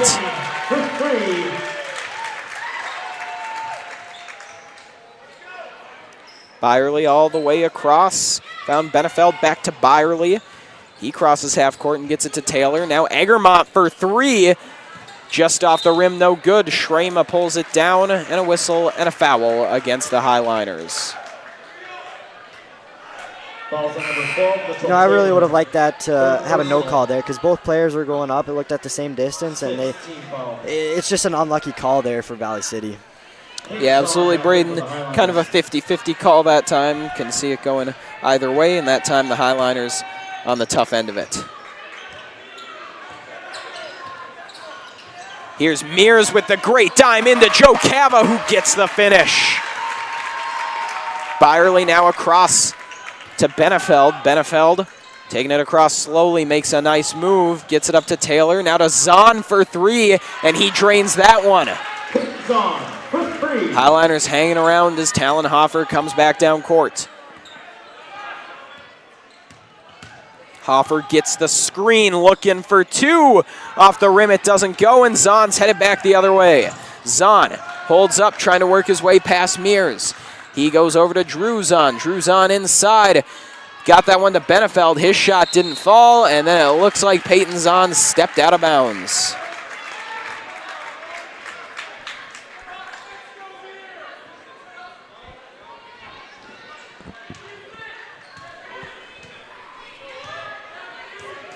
Owen Mears taking it very slow across half court. Shanley in a scenario where they really just want to burn as much clock as they can, as Mears' shot didn't fall that time, and a foul is called on Shanley. As Valley City is now going to be in the double bonus, and Shanley's foul trouble continues in this second half. And that's one thing to keep our eyes on. There's about 6 minutes left in this ball game, and Valley City is already in the double bonus. That's 3 points waiting to happen without the clock moving. Yeah, that's really the one major thing you don't want to do if you're Shanley here, leading late in the game. The last thing you want to be doing is fouling, especially especially because you've got a team in the double bonus here who's going to be shooting two every time, as that one falls as well. So 13-point lead for the Deacons. 5:39 on the clock. Owen Mears goes out top to Shrema. Shrema then to Cava, and then back out to Mears. That one almost jumped by Byerly as Mears cuts back inside and then goes to Hofer in the corner. Hofer intending that one for Owen Mears. Mears has to chase it and settle it down and then go to Shrema in the near wing. Shrema pulls up. Shot does not fall. Benefeld gets the rebound, then gives off to Byerly, who goes back to Benefeld, who now brings it across. Benefeld lost it on the ground momentarily, gets back to it, finds an open man. It's Butler. Butler's shot doesn't go. It's picked up by Zahn on the outside, and then Zahn is fouled, headed in. Falls on number 10 to McKinney. Third personal. Kenny's third now, and the foul woes continue for Shanley. Yeah, if they keep fouling at this rate, we're going to see a lot of bench players starting to roll in for Shanley. Peyton Zahn at the free throw line. Zahn at the line now.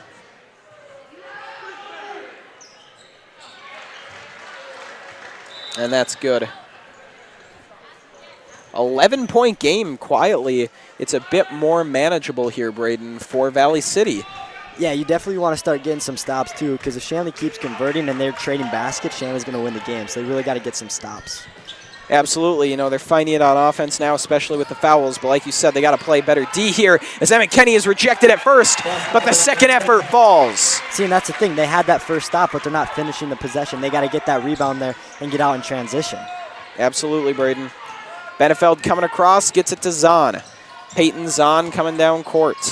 Finds Taylor. Taylor launches one off the back iron. Benefeld and Mears battle it out. Butler winds up with it on the ground and then rolls it over to Byerly. And those are the kind of hustle plays you need for Valley City right now if you want to, win this game.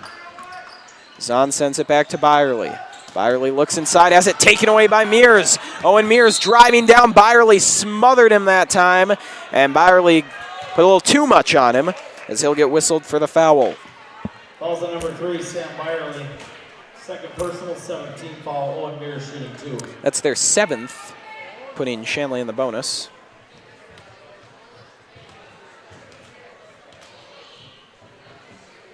The attempt from Mears is good. Isaac Clava back in for the Deacons. As Clava will come back in. Jared Ingerman in for the Highliners. And Jed, the Shanley bench is continuing their fanatics with celebrations. Got to appreciate the energy, Braden. They've clearly come well choreographed this evening.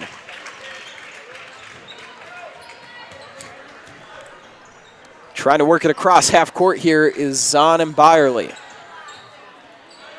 Byerly with the nice feed to Taylor. Mitchell Taylor goes inside to Benefeld, who then goes out back to Taylor. Bounce pass intended that time for Egremont, would not go.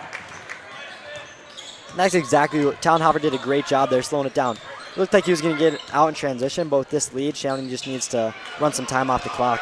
And that's not what you want as Hoffer try to riskier pass intended for Cava that does not go. Benefeld fires one off the glass and in. Busted by Benefeld. Here is Hoffer now. Hoffer wheels around for two. Great effort from Hoffer, but he's denied as now the Highliners are feeling the desperation here, trying to move down the court in a hurry. Egremont loses that one off the foot of Mears, and a whistle and a foul is going to be called on Shanley as they'll get Joe Cava. There were several Deacons in the vicinity they might whistle, but they go with Cava. No, it was probably a good thing for the Deacons that it was on Cava because that's only his first personal. Yeah, there are several other guys in the area who it would have been a lot worse to have those called on. Checking in number 25, Drew Zahn.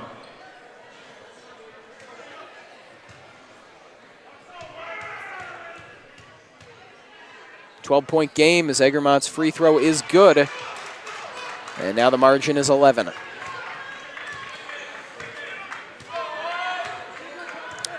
Shanley headed back down. Coach Burns seems to be telling his players to slow it down here, burn some more clock. Talon Hoffer going to kick it out to Kenny now. Emmett Kenny with the step back, firing for two, does not get it. Joe Cava, though, gets the board, going up, can't put it back. He's rejected, and that ball is picked up by Zahn. Under 3 minutes left as Peyton Zahn brings it down court. Owen Mears across from him. Zahn, good feed over to Byerly. Byerly looking. Goes across to Egremont and then back to Byerly, but he lost it. Couldn't get a hold. Somehow got back on top of it. And then a shot is just put up by Peyton Zahn, who somehow gets it to go. And now it's an 8-point game. And Valley City, no, okay, Shanley will take the timeout. I was going to say, Shanley forced to burn a timeout here. And Braden, how about this? We are back to an 8-point game. And I really did not think it would be back to a margin this close. Yeah, Valley City's kind of crept back into this ball game. They were down by about 18 at one point, and now it's an 8-point ball game, and they kind of came out of nowhere. You know, you look up at the scoreboard, it's 18, and all of a sudden now it's 8. So Braden, you know, it's been great progress the last few minutes for the Highliners, but they still trail by 8. With 2:24 to go, what's your game plan if you're Valley City here? Well, it starts on the defensive end because now that Shanley's only up by 8, they're not going to be satisfied. They're going to be hungry to score. So it really starts with getting some stops on that defensive end.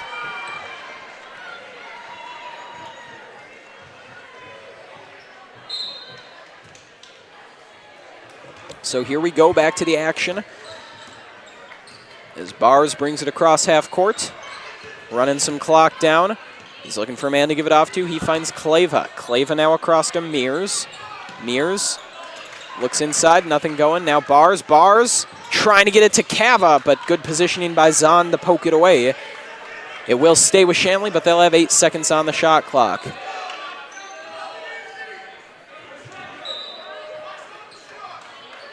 The inbound from Hoffer goes to Bars. Bars backing a man down, trying to throw it up for Cava. Cava gets it at the last second and puts it in. That's perfect. That's exactly what Shanley needs. Run the clock, shot all the way down, and then make that 2-point basket. Highliners in a hurry. Zahn over to Peyton Zahn, back to Drew Zahn, and then inside intended for Egremont. It winds up out of bounds, and that's a costly turnover. And you know, Egremont was there. It was just a little too much speed and a little bit out in front of him, so he couldn't quite reach for the ball. Highliners back down 10 here, and Shanley has the ball. Minute 39 on the clock. Hoffer trots across half court, gets a screen, then goes to Bars. Bars inside to Cava. Cava now to Bars. Bars spins around, can't get the shot to fall. Battle underneath the hoop. Bars got to it. Now to Cava inside. Too high and a little bit behind Isaac Clava that time as he couldn't snag it. Sam Byerly back in for the Highliners.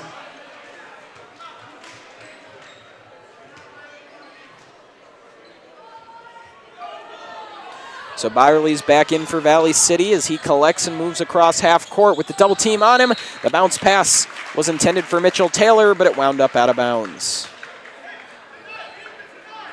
And that'll be a costly mistake for Valley City, as now, again, they trail by double digits with a little over a minute remaining in regulation here.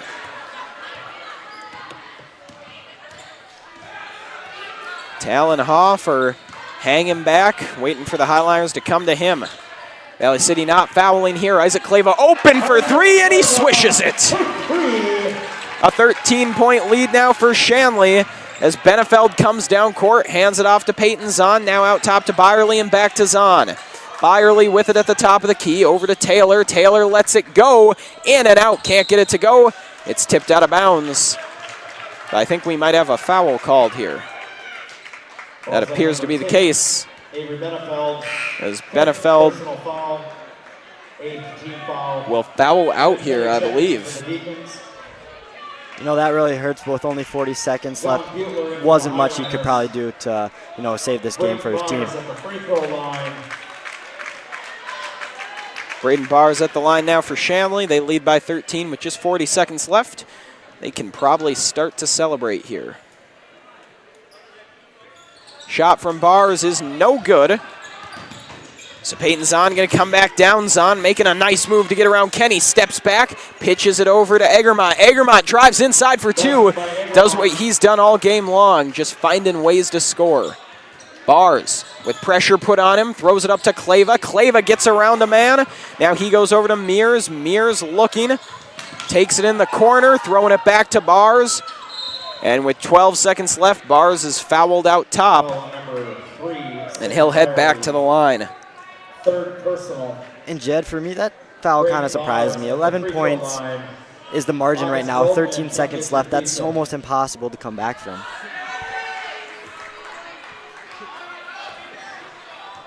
So Braden Barrs is at the line as that free throw falls.